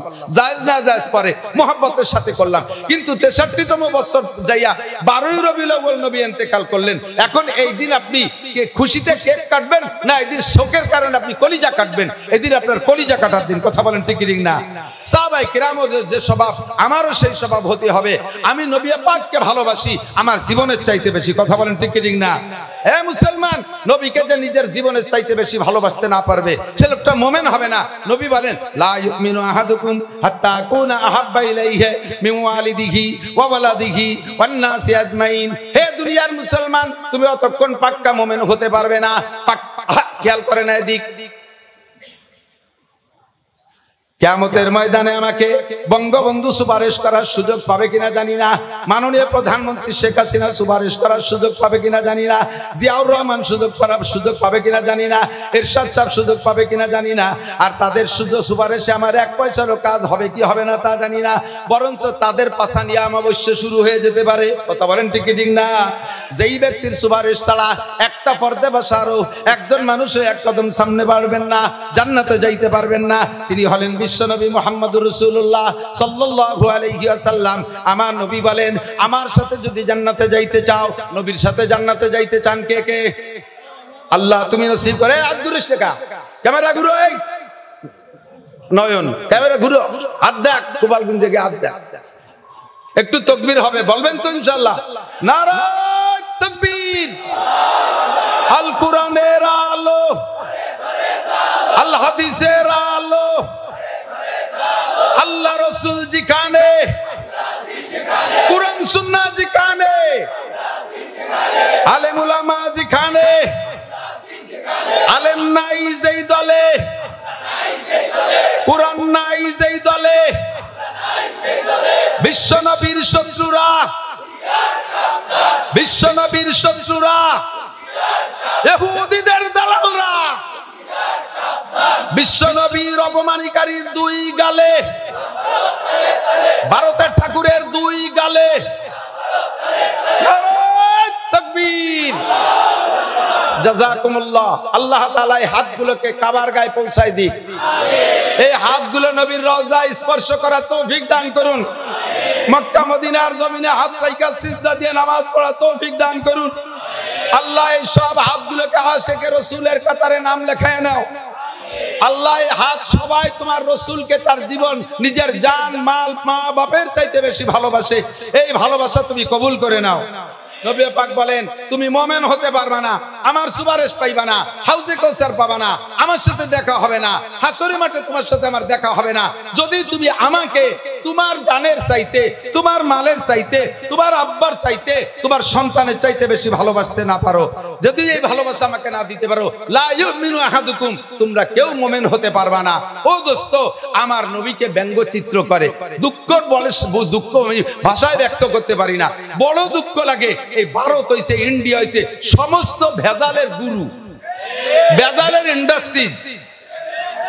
গোলাম আহমদ কাদিয়ানী নবীর এগেইনস্টে নবুয়তি দাবি করছে, ওর বাড়ি কি মক্কা, ওর বাড়ি কি মদিনা, ওর বাড়ি কি বাংলাদেশ? গোলাম আহমদ কাদিয়ানীর বাড়ি ইন্ডিয়া। কোন জায়গা? জোরে কোন কোন জায়গা? বাংলাদেশে যত ভণ্ড পীর আছে, যত মাজারপন্থী আছে, সমস্ত মাজারপন্থীদের প্রোটেকশন হয়েছে ইন্ডিয়া থেকে। খাদ্যের ভিতরে যে ভেজাল, এই যে ফরমালিন টরমালিন সব কিন্তু আছে ইন্ডিয়া। কতক্ষণ? খাদ্যের ভেজাল, ধর্মের ভেজাল, ইমানের ভেজাল, ইসলামের ভেজাল, শরীয়তের ভেজাল, সব জায়গায় ভেজাল সৃষ্টি করে ওরা। আর পিরাই আইসা কিছুদিন আগে এক মহিলা এক উদ্ভট কথা বলিয়া সারা দুনিয়ার মুসলমানকে জ্বালাই দিয়েছে। আবার বর্তমানে আইসা এই যে কি ওর নাম কি, রামগিরি। হ্যাঁ, রামগিরির সাথে আর একটা উপাধি যেন কি আছে, হযরত মাওলানা রামগিরি লানাতুল্লাহি আলাল কাযিবিন। মূর্তি বানাইয়া মুহাম্মদুর রাসূলুল্লাহর নামে মূর্তি বানাইয়া সে মূর্তিটাকে, সে মূর্তিটার নাক সে ভেঙে ফেলাই, মুহাম্মদ রে মারলাম। তোমাদের দেবদেবী যেমন তারে লাইতলি চড়ালি যেমন কথা কয় না, তুমি সেই রকম মনে করো। আরে তোমাদের গুলো আরে এতদিন বলি নাই, এটা আমাদের দায়িত্ব না, এটা আমাদের বলা নিষেধ। মুসলমানদের কটাক্ষ করে তাদের ধর্মীয় অনুভূতিতে আঘাত করা, এটা ইসলামে নিষেধ আসছে। যার কারণে দুনিয়ার বহুত কিছু করি, আমার মুসলমানরে আমি অপারেশন করি, নারী বের করে ফেলাই দেই, তাদের সব দোষগুলো বলি। কখনো কোনো হিন্দু বুদ্ধ খ্রিস্টানদের ধর্মীয় অনুভূতিতে আঘাত করি না, কিন্তু আমার নবীরে আঘাত করবে আর আমি বসে থাকবো? এবার কিছু আমার বলার অধিকার আছে না নাই? দায়িত্ব আছে, অধিকার আছে। কথা বলেন ঠিক ঠিক না? আল্লাহু আকবার। রাস্তায় দাঁড়ায় এক মুসলমান, সে সর্বক্ষণ মূর্তির এত ভক্ত, কাঁধে করে রাখে, যে জায়গায় যায় নামাইয়া তাকে কিছু প্রণাম করে তারপরে সে কাজে হাত দেয়। কন্টাক্ট পাইছে ওই জায়গায় মূর্তিরে রাখে, সেখানে সেবা দিয়ে তার ইবাদত করে তারপরে কন্টাক্টের কাজে হাত দেয়। আল্লাহু আকবার। তো এই সব জায়গায় এই মূর্তিরে গাড়ে করে রাখে, আর কোনোদিনও আল্লাহর নামও তার জবানে আসে নাই। এই সেই আমলে সেই মানে প্রথম সময় ইসলামের। এবার মূর্তিরে গাড়ে করে নিয়ে যাইতে যাইতে রাস্তায় দিয়ে চলতে চলতে এক জায়গায় ধর পেশাব আইছে, তো মূর্তিরে গাড়ে হয়ে বসে তার পেশাব করলে পেশাব ক্লিয়ার হয় না। এই যুবকরা এদিক থেকে মোবাইল হাতে পেশাব পায়খানা যাবা না, তাহলে কিন্তু ক্লিয়ার হবে না। ওই দান্দায় তোমার সাফ হবে না, পরিষ্কার। তো মূর্তি গাড়ে থাকলে পেশাব পায়খানা ক্লিয়ার হবে না। ও মূর্তিরে রাস্তার পাশে নামাই তুইয়া এবার পেশাব করতে বসছে। পেশাব করে টরে উঠে আসে, দেখে যে কুত্তু একটা যাইয়া বগল উচরে কুত্তর সেই মূর্তির আগা গুলা স্প্রে করে দিছে, এর মাথায় মারিয়ে দিছে আর শেষ পর্যন্ত। আল্লাহু আকবার। ওর গেছে মিজাজ খারাপ হইয়া, উত্তর পর মিজাজ খারাপ হই নেই, মিজাজ খারাপ হয়েছে ওর দেবতার উপরে। আরে তুই, তোর কি ক্ষমতা আছে, তোর কি ক্ষমতা আছে, তুই আমারে কি উপকার করবি? তোর নাক মুখ বইরে কুত্তই মুতিয়ে দিল, তাই তুই ঠেয়াতে পারলি না। আর আমারে যদি কেউ কিছু করে, তুই আমার কি উপকার করবি? কথা বলেন ঠিক ঠিক না? তোর কি উপকার, কি ক্ষমতা আছে? আরবিতে এই মূর্তিরে বলে সনাম। কি কয়? সনাম। ওরা জিকির করে, আমরা জিকির করি। বলেন আল্লাহ আল্লাহ আল্লাহ আল্লাহ আল্লাহ আল্লাহ আল্লাহ আল্লাহ আল্লাহ আল্লাহ। ও দোস্ত, ওরা কয় সনাম সনাম সনাম, জিকির করে। তো সনাম কইতে কইতে কইতে কইতে, আর সনাম তো আরবি শব্দ, ওর সাথে সনাম আর সমাদ বেশি পারত না, কিন্তু সনাম আর সমাদ একই কায়দা না, একই ওজনের। ওই সনাম কইতে কইতে হঠাৎ করে মুখ দিয়ে বেরিয়ে গেছে সমাদ। একবার, অনলি একবার সমাদ। সমাদ কার নাম? আল্লাহুস সামাদ। বলেন আল্লাহুস সামাদ। কুল হু আল্লাহু আহাদ আল্লাহুস সামাদ। বলো ওই আল্লাহ এক ও একক, ওই আল্লাহ অমুখাপেক্ষী, ওই আল্লাহ কারো কাছে ঠেকানা, আমার আল্লাহ কারো কাছে ঠেকানা। সমাদ শব্দ মুখ দিয়ে বের হয়ে গেছে, ইচ্ছাকৃত ভাবে বলে নাই, ভুল ক্রমে বের হয়ে গেছে। সঙ্গে সঙ্গে উপর থেকে আওয়াজ আসছে, লব্বাইক ইয়া আবদি লব্বাইক ইয়া আবদি। ও বান্দা, তুমি আমারে কি মনে করে ডাক দিলা? আরে মানুষের শব্দ টের পাওয়া যায়, মানুষের আওয়াজ বোঝা যায়, আর উপর থেকে যে আওয়াজটা আসছে দুনিয়ার কোন মানুষের কণ্ঠের সাথে মেলে না। একটা অপরিচিত শব্দ অপরিচিত কণ্ঠে আসছে, লব্বাইক ইয়া আবদি লিমা দাওতানি। ও বান্দা, তুমি আমারে কেন ডাকলা? উপরের দিক তাকায় দেখে কেউরে দেখে না, ভিতরে হাল পরিবর্তন হয়ে গেছে। এবার কয় আল্লাহু আকবার। আরে সমাজ তো শুনেছি মুসলমানদের কাছে এটা তাদের আল্লাহর নাম। আরে যারে কোনোদিন ডাকি না, আরে যারে কোনোদিন ডাকি না, ভুল ক্রমে একবার মুখ দিয়ে বের হয়ে গেল, সে আমার ডাকটা শুনলো। আর যারে 80 বছর পর্যন্ত সামনে বসায় সালাম সালাম করে ডাকি, একটা বারও সে ফিরে আমার দিক তাকায় না, সে আমার একটা ডাকের সাড়া দেয় না। কাজেই যারে না ডাকলেও শোনে, সেই আমার রব। যারে ডাকলেও জবাব দেয় না, ও কখনো আমার রব হইতে পারে না। ও মুসলমান, বুঝলে না কোন পদমর্যাদায় দুনিয়ায় জন্ম নিয়েছে? বিশ্বনবী মুহাম্মদুর রাসূলুল্লাহ সাল্লাল্লাহু আলাইহি ওয়াসাল্লামের ইন্তেকালের দিন 12ই রবিউল আউয়াল। ইতিহাস ওই পশ্চিমেরা ইসরায়েলি রওয়ায়াতে ইতিহাসে বিকৃত কইরা আমার নবীর সাথে গোটা মুসলমানকে একটা শত্রুতায় সৃষ্টি করেছে। ইতিহাস বিকৃত কইরা 8ই রবিউল আউয়াল নবীর জন্ম তারিখকে একেবারে গায়েব করে দিয়া 12ই রবিউল আউয়াল জন্ম দিবস, 12ই রবিউল আউয়াল মৃত্যু দিবস, মৃত্যু দিবসটাকে ঈদে মিলাদুন নবীর নাম দিয়া জন্ম তারিখকে প্রাধান্য দিয়া আমাদেরকে ঈদ করায়, আনন্দ করায়। যেদিন আমি শোক করব সেদিন আমাদেরকে দিয়ে আনন্দ করায়। ইন্না লিল্লাহি মালাইকাতান সায়াহিনা ফিল আরদি ইউবাল্লিগুনি সালাম মিন উম্মতি। নবী পাক বলেন, মান সাল্লা আলাইয়া ইনদা কবরি। আমাদের নবী পাক বলেন, মান সাল্লা আলাইয়া ইনদা কবরি, যে আমার কবরের কাছে আইসা সালাম দেয়, যে আমার কবরের কাছে আইসা সালাম দেয়, সামিতুহু, আমি ওইটা শুনি। কন্যা সুবহানাল্লাহ। হায়াতুন নবী শুয়ে আছে সোনার মদিনায়, কবরে নবী জিন্দা। যদি কেউ কবরের কাছে যে সালাম দেয়, নবীকে আমি শুনি। আমান সাল্লাল্লাহু আলাইহি নায়ান, যদি কেউ দূর থেকে সালাম দেয়, ওইটা আমি শুনি না। আমি মানবিক যোগ্যতায় জীবদ্দশায় যতটুক দূর থেকে ডাকলে শুনতাম, কবরে যাওয়ার পরে অতটুক দূর থেকে ডাকলে শুনি। যতটুক দূর থেকে সালাম দিলে শুনতাম, কবরে যাওয়ার পরে অতটুক দূর থেকে সালাম দিলে শুনবো। আরে আমি মদিনায় বৈশা বাংলাদেশের সালামের আওয়াজ আমি জীবদ্দশায় শুনতাম না। কাজেই মরার পরও বাংলাদেশের থেকে সালাত ও সালাম পাঠাইলে ওইটা আমি নিজ কানে শুনবো না, তবে আমার কাছে উবলিগতুহু, এই দুরুদ ও সালাম আমার কাছে পৌঁছাই দেওয়া হবে। সাহাবায়ে কেরাম বললেন মা ইউবলিগুকা সালাম ইয়া রাসূলুল্লাহ, আপনার কাছে দুরুদ ও সালাম কারা পৌঁছাই দিবে? নবী পাক বলেন ইন্না লিল্লাহি মালাইকাতান সায়াহিনা ফিল আরদি ইউবাল্লিগুনি সালাম মিন উম্মতি।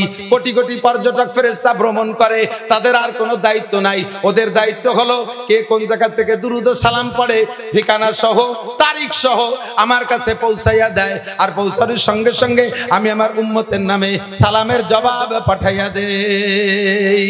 মান সাল্লাল্লাহু আলাইহি মাররা সাল্লাল্লাহু আলাইহি আশারা মাররা, আমার উপরে একবার দুরূদ শরীফ পড়লে আল্লাহ তার উপরে 10টি রহমত নাজিল করে। আমার নবীর উপরে 12 রবিউল আউয়াল নবীর জন্য, নবীর শানে আর আমাদের আনন্দের কিছুই নাই। 63 বছর আনন্দ ছিল, 35 বছর ছেলের নামের কেক কাটছি, মরণের পরে আর কেক কাটি না, এরপরে কলিজা কাটি। 63 বছর জন্মদিবস উপলক্ষে যা করছি না করছি, 63 বছরের পরে যে যখন ইন্তেকাল হয়ে গেছে, এটা 12 রবিউল আউয়াল নির্দিষ্ট। কাজেই এই তারিখে আর আমাদের ঈদ আর আমাদের আনন্দর কিচ্ছুই নাই, সমস্ত আনন্দকে ধুলায় মিশাই দিয়া আমাদেরকে এতিম করে চলে গেছেন নবী। কাজেই 12 রবিউল আউয়াল সামনে থেকে আমরা ঈদ করব না শোক করব? সকলে জবানে বলতে হবে ঈদ করব না শোক। গোপালগঞ্জ থেকে আমি এইটাকে চালু করতে চাই, ঈদ করব না শোক করব। কথাকে আমি বুঝাইতে পারছি? যদি বুঝে থাকেন তাহলে সামনে থেকে ইনশাআল্লাহ সিদ্ধান্ত এভাবে আসবে। এই মাসের জুমার দিনের পরে সপ্তাহের প্রথম রাত, আজকে আপনারা বড় বড় উলামায়ে কিরাম পেয়েছেন, বড় বড় উলামায়ে কিরাম পেয়েছেন, বলেন না আলহামদুলিল্লাহ। আমি বড় না, আমি তো ঘর কি মুরগি ডাল বরাবর। যাদের পাইছেন তারা অনেক বড়, এরা কিভাবে সংগ্রহ করছে জানি না। আমি তো বক্তা মানুষ, সব বক্তাদের সাথে ওয়াজ করি, অথচ এদেরকে আমি আমার মাদ্রাসায় সংগ্রহ করতে পারি নাই। ইমাম সাহেবকে এবং মাদ্রাসার বড় হুজুরকে আমি অসংখ্য ধন্যবাদ জানাই। বাকি একটা কথা মনে রাখতে হবে, একটা কথা মনে রাখতে হবে, আল হক্কু মুররুন, হক জিনিস একটু তৃতীয় হয়। যে ঔষধগুলো তৃতীয় বেশি, ওই ঔষধগুলো কাজ বেশি, আর কাজের ওষুধে তৃতীয় একটু বেশি হয়। কথা কোন ঠিক না? তাই মিলে কি তৃতীয় ওষুধ হলে খাবেন না নাকি? তাহলে তো মরবেন, বাঁচতে পারবেন না। মনে রাখতে হবে আমরা গোপালগঞ্জে আমাদের আদর্শ, ইসলামী আদর্শের গুরু হলেন সদর শাহ হুজুর রহমাতুল্লাহ আলাইহি, ঠিক না? আমাদের ধর্মীয় গুরু কে? শামসুল হক ফরিদপুরি। একটু বলেন না শামসুল হক ফরিদপুরি রহমাতুল্লাহ আলাইহি, তাই তো নাকি বলেন? উনি আসছেন বিদায় এত মাদ্রাসা আল্লাহ পাক আমাদেরকে দিয়েছে। কত মাদ্রাসা পাইছেন জানেন? গোপালগঞ্জ জেলায় 5 থানায় মহিলা এবং পুরুষ মাদ্রাসা দিয়া টাইটেল পর্যন্ত সরকার যাকে এম এর মান দিয়েছে, এই টাইটেল পর্যন্ত মাদ্রাসা 30টিরও বেশি। একমাত্র ঢাকা জেলা ছাড়া বাংলাদেশের কোন লোকাল জেলায় এত দাওরায়ে হাদিস মাদ্রাসা নাই। এর ওসিলায়, মাদ্রাসার ওসিলায় উলামায়ে কিরামদের বিচরণের কারণে শিরিক, কুফর আর বেদাত, মাজার পূজা, মাজারে ফুল দেওয়া, মাজারে মোমবাতি দেওয়া, কবরে সিজদা দেওয়া আমার গোপালগঞ্জের জনগণ করে না। কথা বলেন ঠিক ঠিক না? অনেক বেদাত থেকে আমরা উঠে আসতে সক্ষম হয়েছি।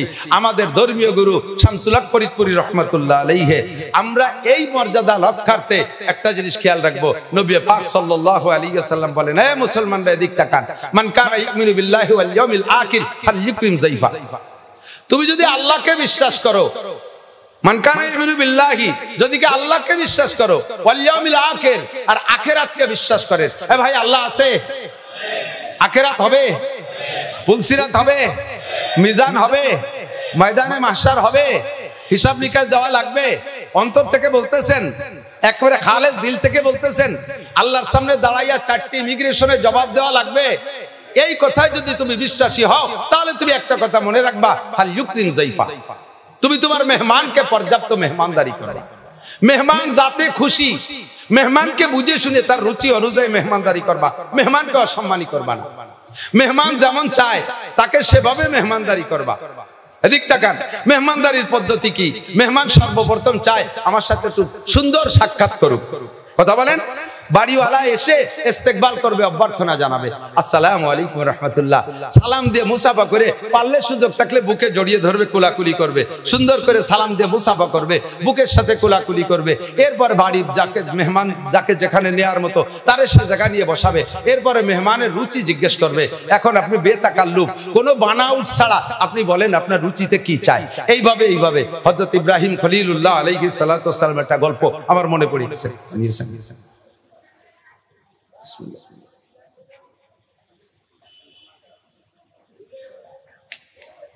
নবীদের ভিতরে রসুলদের ভিতরে বড় দামি রসুল ইব্রাহিম খলিলুল্লাহ আলাইহিস সালাম, ঠিক না? আন্তর্জাতিক খ্যাতি সম্পন্ন বিশ্ববিখ্যাত দামড়া মিস্টার নমরুদ, এর সাথে দীর্ঘদিন যুদ্ধ বিগ্রহ। আল্লাহ তাআলা ইব্রাহিম আলাইহিস সালাম রে এমন ভাবে কষ্টি পাথরে যাচাই করে নবী রসুল হিসেবে গ্রহণ করেছেন যে 30টা পরীক্ষা করছেন ইব্রাহিম আলাইহিস সালামকে আল্লাহ তাআলা, আর 30টা পরীক্ষায় পাস। কোন সুবহানাল্লাহ। আল্লাহ নিজেই বলেন ওয়াইদিব তালা ইব্রাহিম রাব্বুহু কালিমাতিন ফাতাম্মাহুন্না, আমি আমার ইব্রাহিম রে অনেক পরীক্ষা নিয়েছি, সমস্ত পরীক্ষায় সে পাস করেছে গোল্ডেন এ প্লাস। এই পাশের কারণে ইব্রাহিম আলাইহিস সালামের এই যোগ্যতার কারণে ইব্রাহিম আলাইহিস সালামকে আল্লাহ তাআলা অন্য নবীদের চাইতে আলাদা একটা পদ দিয়ে দিয়েছেন, সেটা হলো খলিলুল্লাহ। বলেন কি? আরবিতে খলিল মানে বন্ধু। এদিক দোস্ত, বাংলায় আমরা দোস্ত বলি, বন্ধু বলি, বিভিন্ন ভাষা বলি। আরবিতে দোস্ত বন্ধু বোঝানোর জন্য রফিক, সদিক, খলিল, হাবিব 4টে শব্দ। রফিক, সদিক, খলিল, হাবিব। কোন নবীকে আল্লাহ তাআলা সদিক বলতে পারেন, কোন নবীকে আল্লাহ তাআলা রফিক বলতে পারেন। ইব্রাহিম আলাইহিস সালামকে আল্লাহ তাআলা একেবারে কাছে নিয়ে গেছে, খলিল মানে ক্লোজ ফ্রেন্ড, নিকটতম বন্ধু। আর খলিলের উপরে আরেকটা ক্লাস আছে সেই বন্ধুত্বের, সেটা হলো হাবিব। সেটা কি? তো ইব্রাহিম খলিলুল্লাহ, মুহাম্মাদুর রাসূলুল্লাহ, হাবিবুল্লাহ। টুকা না মুহাম্মাদুর রাসূলুল্লাহ, হাবিবুল্লাহ, আমাদের নবী আল্লাহর হাবিব, আরো নিকটে। ইব্রাহিমুল খলিলুল্লাহ আল্লাহর নিকটতম বন্ধু, তবে আরশে আজিমে উঠতে পারে নাই, আসমানে যাইতে পারে নাই, আল্লাহ পাকের সাথে দেখা করতে পারে নাই। আমার নবী, আপনার নবী আল্লাহর হাবিবুল্লাহ হওয়ার বদৌলতে নবী পাক সাল্লাল্লাহু আলাইহি ওয়াসাল্লাম বলেন, রাআইতু রাব্বি লাইলাতা উসরিয়াবি আশারা মাররা বিগাইরি হিজাব। মেরাজের রাতে আমি আল্লাহ পাকের সামনে বইসা, মা কানা বাইনি ওয়া বাইনাল্লাহি হিজাব, আমার মাঝে আর আল্লাহর মাঝে কোনো পর্দা ছিল না। আমি আমার রবকে ওই রাতে উইদাউট পর্দা, বিনা পর্দায় একে একে আমার এই চোখ দিয়ে 10 বার দেখেছি। হাবিবুল্লাহ ইব্রাহিম খলিলুল্লাহ, এটাও কম না। ইসমাইল জবিহুল্লাহ আলাইহিস সালাম ইব্রাহিম আলাইহিস সালামের ছেলে, ইব্রাহিম আলাইহিস সালামকে জিজ্ঞেস করেছেন, আব্বাজান সব নবী যা করে আপনিও তাই করেন, উম্মতরে কলেমার দাওয়াত দেন, হক কথা বলেন, আর না হক বাতিলের থেকে ফিরতে বলেন, সৎ কাজের আদেশ দেন, অসৎ কাজের নিষেধ করেন। সব নবীও যা বলে আপনিও তাই বলেন, সব নবীও যা করে আপনিও তাই করেন। কোন নবীকে আল্লাহ তাআলা খলিল বললেন না, আল্লাহ পাক আপনাকে খলিল বললেন। আপনার কি যোগ্যতা, আপনার কোন কারণে আল্লাহ খলিল বললেন, আমাদের খেয়াল করতে হবে কথা। তো ইব্রাহিম খলিলুল্লাহ আলাইহিস সালাম বললেন, সম্ভবত আমার 3টে গুণ আল্লাহর পছন্দ হয়েছে, এর কারণে আল্লাহ আমাকে খলিল বলেছেন। বলেন আব্বা 3টে গুণ কি? 1 নম্বর গুণ হলো, আমি কখনো মেহমান ছাড়া খানা খাই না। আমি কখনো মেহমান ছাড়া খানা খাই না। মেহমান পাইলে খানা খাই, নইলে খানা নিয়ে বসে থাকি, অক্ত চলে গেলেও আমি খাবো না, মেহমান না আসলে খাবো না। এইটা হলো আমার 1 নম্বর স্বভাব। সূরা জারিয়াতের ভিতরে আসছে, তাফসীর দেখবেন, সূরা জারিয়াত কয় নম্বর পারা? 26 নম্বর পারা সূরা জারিয়াত। বলে দিলাম, আপনি যে তাফসীর দেখতে পারেন, তাফসীরে মারবুল কুরআন দেখলে আপনার সহজ হবে। ওর ভিতরে আসছে ইব্রাহিম আলাইহিস সালাম পরপর 3 দিন মেহমান পায় না, খানা খায় না। ওক্ত মতো খানা রান্না হয়, বসে থাকে, কেউ পায় না, একটা বিলেইও পায় না, একটা কুত্তাও পায় না, তো তার সাথে দিয়ে খাবে। অবশেষে ক্ষুধায় ক্লান্ত হয়ে গেছে। আর সে আজিমের মালিকের পক্ষ থেকে লেখা আছে আরো 2 দিন মেহমান বরাদ্দ নাই। এই 2 দিন ইব্রাহিম না খেয়ে থাকলে কষ্ট হবে। এই জন্য আল্লাহ তাআলা ইব্রাহিম আলাইহিস সালামকে খাওয়ানোর জন্য 8 জন ফেরেশতা পাঠাইছে, জিবরিল সহ। মানুষের রূপ ধারণ করে আইসা জিবরিল আলাইহিস সালামের সামনে এসে সালাম দিয়েছে, আসসালামু আলাইকুম নাহনু যায়ু মেহমান, সালাম দিয়েছে। ইব্রাহিম আলাইহিস সালাম খুশিতে একেবারে আত্মহারা হয়ে গেছে। হ্যাঁ, তাহলে আজকে খেতে পারবো, মেহমান আসছে, আমি মেহমান নিয়ে খানা খাবো, বড় খুশি। যেহেতু মানুষ মেহমান, মানুষের যে রুচি তাদেরও সেই রুচি। আর আরব দেশের স্বভাব হলো, ভালো মেহমান, ভিআইপি মেহমান হলে তাদের জন্য ইন্তজাম হয় আস্ত দুম্বা, আস্ত ছাগল, আস্ত বাছুর জবাই করে ভুনা করিয়া আস্ত নিয়ে সামনে দিয়া, এটা তাদের একটা ঐতিহ্য। আমাদের দেশে যেমন বিরিয়ানি পোলাও ঐতিহ্য। তো এই আস্ত গরু দেবে বিদায়, ছাগল নাই ঘরে, গোয়ালি যাইয়া দৌড়ে যে মুহূর্তের ভিতরে বাছুর একটা জবাই দিয়ে শুইলে স্ত্রীকে দেশে তাড়াতাড়ি ভুনা করে দাও।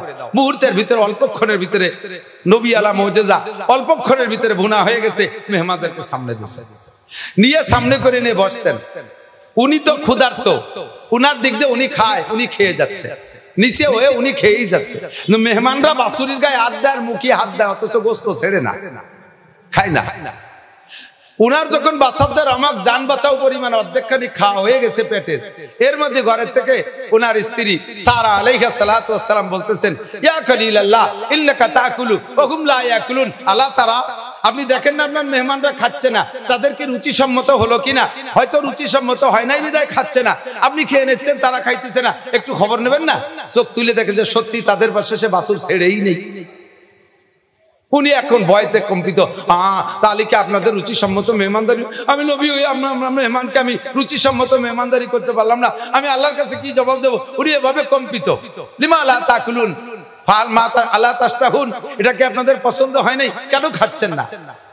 জিবরিল আলাইহিস সালাম দল নেতা, উনি বলতেছেন, ইন্না লা নাকুলা ওয়া লা নাশরাবা, আমরা খাইও না পানও করি না, খালি আজকে খাই না তা না, কোনোদিন খাই না, বিগত কোনোদিন খাই নাই, সামনে আল্লাহ সাল্লি কোনোদিন খাবো না, আমরা কোনো সময় খাই না। তাহলে ফাআলান তোমরা কেমন মানুষ যে খাও না আর বেঁচে থাকো? তোমাদের পরিচয় কি? জিবরিল আলাইহিস সালাম জবাব দিলেন, নাহনু মালাইকাতুল্লাহ, জোরে কর না সুবহানাল্লাহ, আমরা ফেরেশতা, আমরা ফেরেশতা খাই না। তাহলে এই অভিনয়টা আপনারা কেন করলেন, আমি মেহমান ছাড়া খানা খাই না? তো জিবরিল আলাইহিস সালাম বললেন, আল্লাহ পাক আপনার এই গুণটাকে এত ভালোবেসেছেন, এত পছন্দ করেছেন যে আপনি মেহমান ছাড়া খান না, অথচ কলমে লেখা আছে আরো 2 দিন মেহমান পাবেন না।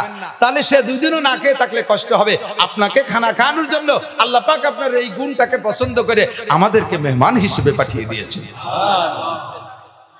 ইব্রাহিম আলাইহিস সালামের ইন্তেকালের আগে উনাকে বলছেন জিবরিল আলাইহিস সালাম, ইয়া খলিলাল্লাহ আতামুতাম তাহিয়া, ইব্রাহিম আপনি কি আরো অনেক দিন বেঁচে থাকতে চান নাকি মরার জন্য প্রস্তুত আছেন? ইব্রাহিম আলাইহিস সালাম জবাব দিলেন, এনি টাইম, এভরিডে, কোনো সকাল সন্ধ্যা নাই, আমি মালিকের সাথে সাক্ষাৎ, দোস্তের সাথে মরণ ছাড়া সাক্ষাৎ হবে না, কাজে আমি মরার জন্য প্রস্তুত আছি। তবে আমার একটা দাবি, সেটা হলো আমি যতদিন বেঁচে ছিলাম অতদিন মেহমান ছাড়া খাই নেই, আমি মরার পরও কিয়ামত পর্যন্ত মানুষ আমার মেহমান হবে, এমন একটা টাস, এমন একটা মেহমানখানা আমি খুলে রেখে যেতে চাই, এমন একটা মেহমানখানা খুলে রেখে যেতে চাই যেখান থেকে কিয়ামত পর্যন্ত মানুষ মেহমানদারি নেবে আর আমি তার সওয়াব পাবো। এমন একটা পদ্ধতি জিবরাইল আমারে যদি শিখাই দিতে, আমি টাসটা খুলে রেখে যেতে পারলে আমি মরণের ভিতরে তৃপ্তি পাইতাম। জিবরিল আলাইহিস সালাম চলে গেছে আল্লাহর কাছে, যে বলতে, আল্লাহ তোমার খলিল তো মরার জন্য পাগল হয়ে গেছে, তবে সে একটা মেহমানখানা খুলে রেখে আসতে চায়, যেই মেহমানদারিটা সমস্ত মানুষে গ্রহণ করবে। আরে ভাই এদিক তাকান, সিগারেটের কারখানা খুলে রেখে গেল, এ কি আমরা হুজুররা খাবো? মদের কারখানা খুলে রেখে গেল, মাদারুরা খাবে। গাজার কারখানা খুলে রাখলো, গাজাখোররা খাবে, ইয়াবা পার্টি ইয়াবা খাবে। সবাই খায় এমন কি হতে পারে? বাদ বাঙালিরা খায়, ওরা খায় রুটি, এক এক দেশের মানুষ এক একটা খায়, কি মেহমানদারি খুলে রেখে যাওয়া যায়? এই নিয়ে আল্লাহ পাকের কাছে প্রস্তাব পাঠাইছে জিবরাইলের মাধ্যমে। আল্লাহ পাক বললেন, আরে যে যা খাক না খাক, একটা জিনিস সবাই খায়, সেটা হলো লবণ, এটা সবাই খায়। সে সময় পর্যন্ত দুনিয়ার নদ নদী সাগর সমুদ্রে লবণ ছিল না। আল্লাহ পাক জিবরিলকে বললেন, 1 মুঠ লবণ নিয়ে আমার ইব্রাহিমের হাতে দাও, ইব্রাহিম লবণটা হাতের মধ্যে রগড়াবে, এরপরে পানিতে ফেলে দাও, পানিতে ফেলার পরে মিকাইলের দায়িত্ব দাও, পানির মাধ্যমে সারা পৃথিবী মানুষের কাছে এই লবণ পৌঁছে দেবে। বিশ্বের যে যেখান থেকে পানির ভিতর থেকে লবণ তুলে বের করে খাবে, আমার ইব্রাহিমের মেহমান হবে, আমার ইব্রাহিম কবরে বসে মেহমানদারি সব পেতে থাকবে। ও দোস্ত, আল্লাহর খলিল কোন নেকিতে কম নাই, কোন ইবাদতে কম নাই, মুসলিম জাতির পিতা। জোরে বলেন কি? আরে কন্যা কবেন না কেন? আমরা গোপালগঞ্জ থেকে সুরটা উঠাই, মুসলিম জাতির পিতার নাম কি? মিল্লাত আবিকুম ইব্রাহিম ওয়া সাম্মাকুমুল মুসলিমিন। পাকিস্তানিরা কায়েদে আজমরে জাতির পিতা কয়, আমরা বাঙালিরা বঙ্গবন্ধুরে বলতে পারি। এটা আমাদের আঞ্চলিক, এটা আমাদের আঞ্চলিক সীমাবদ্ধ এলাকার জন্য।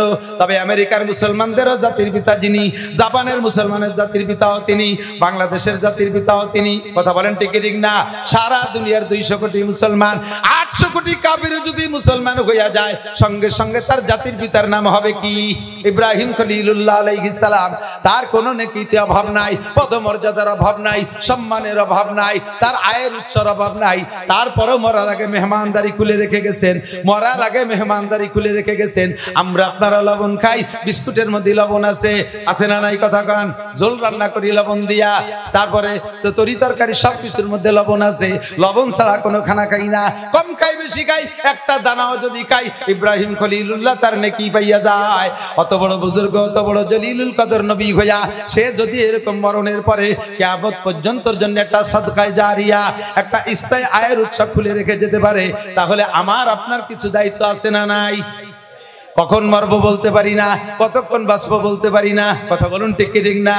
নেকি যা করছি এতে কি হবে তা আল্লাহই ভালো জানে। যদি কষ্টি পাথরে মাপতে যাই, এখানে চেহারা দিকে বুঝতেছি। আমি মাঝে মাঝে বলি, যে যার ব্যবসা করে সে তার মাল দেখলি চেনে, কথা কন না?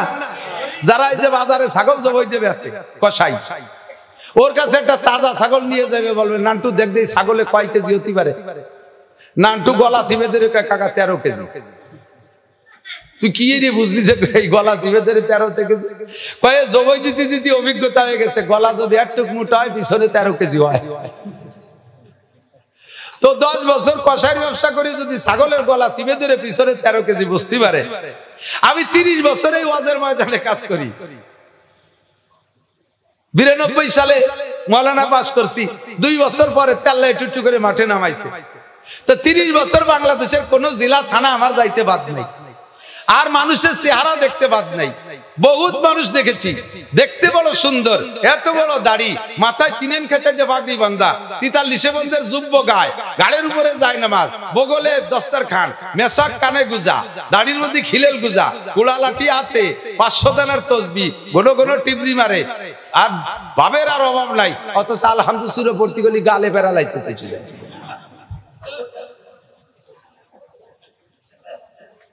বহুত বড় আলেম কিন্তু লেখাপড়া জানে না, বহুত বড় আলেম লেখাপড়া জানে না। এর ভিতরে চেহারা দেখে টের পাই, মাল দেখলি টের পাই।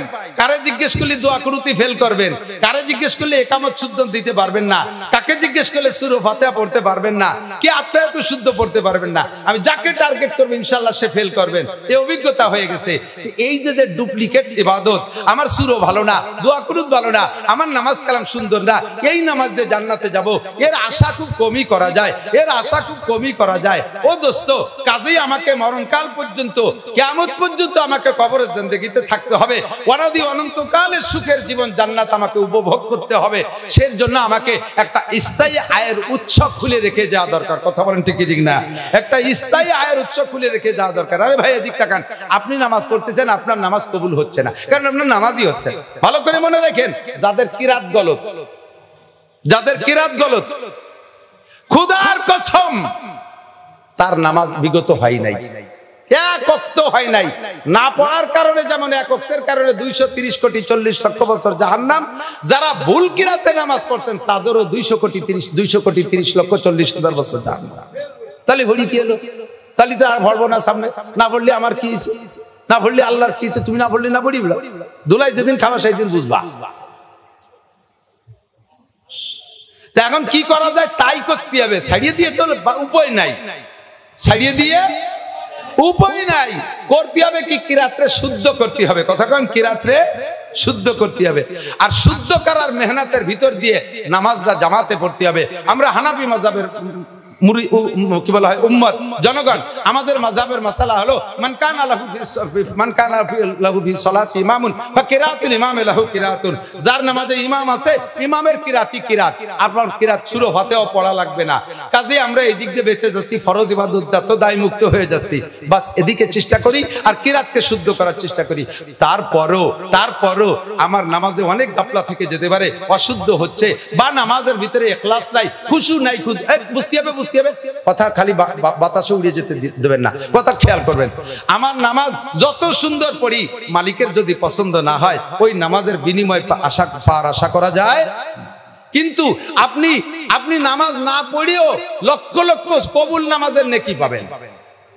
এমন একটা ট্রাস্ট শিখাই দেই, বাড়ির কাছে মসজিদ আছে, ওই জায়গায় একটা যায় নামাজ পরিমাণ কাজ আপনি করে দেন। একটা জায়নামাজ পরিমাণ কাজ আপনি করে দেন। ওই জায়নামাজে আপনি নামাজ পড়ছেন, আপনার নামাজ হয় না, আপনি তো শুদ্ধ পড়তে পারেন না।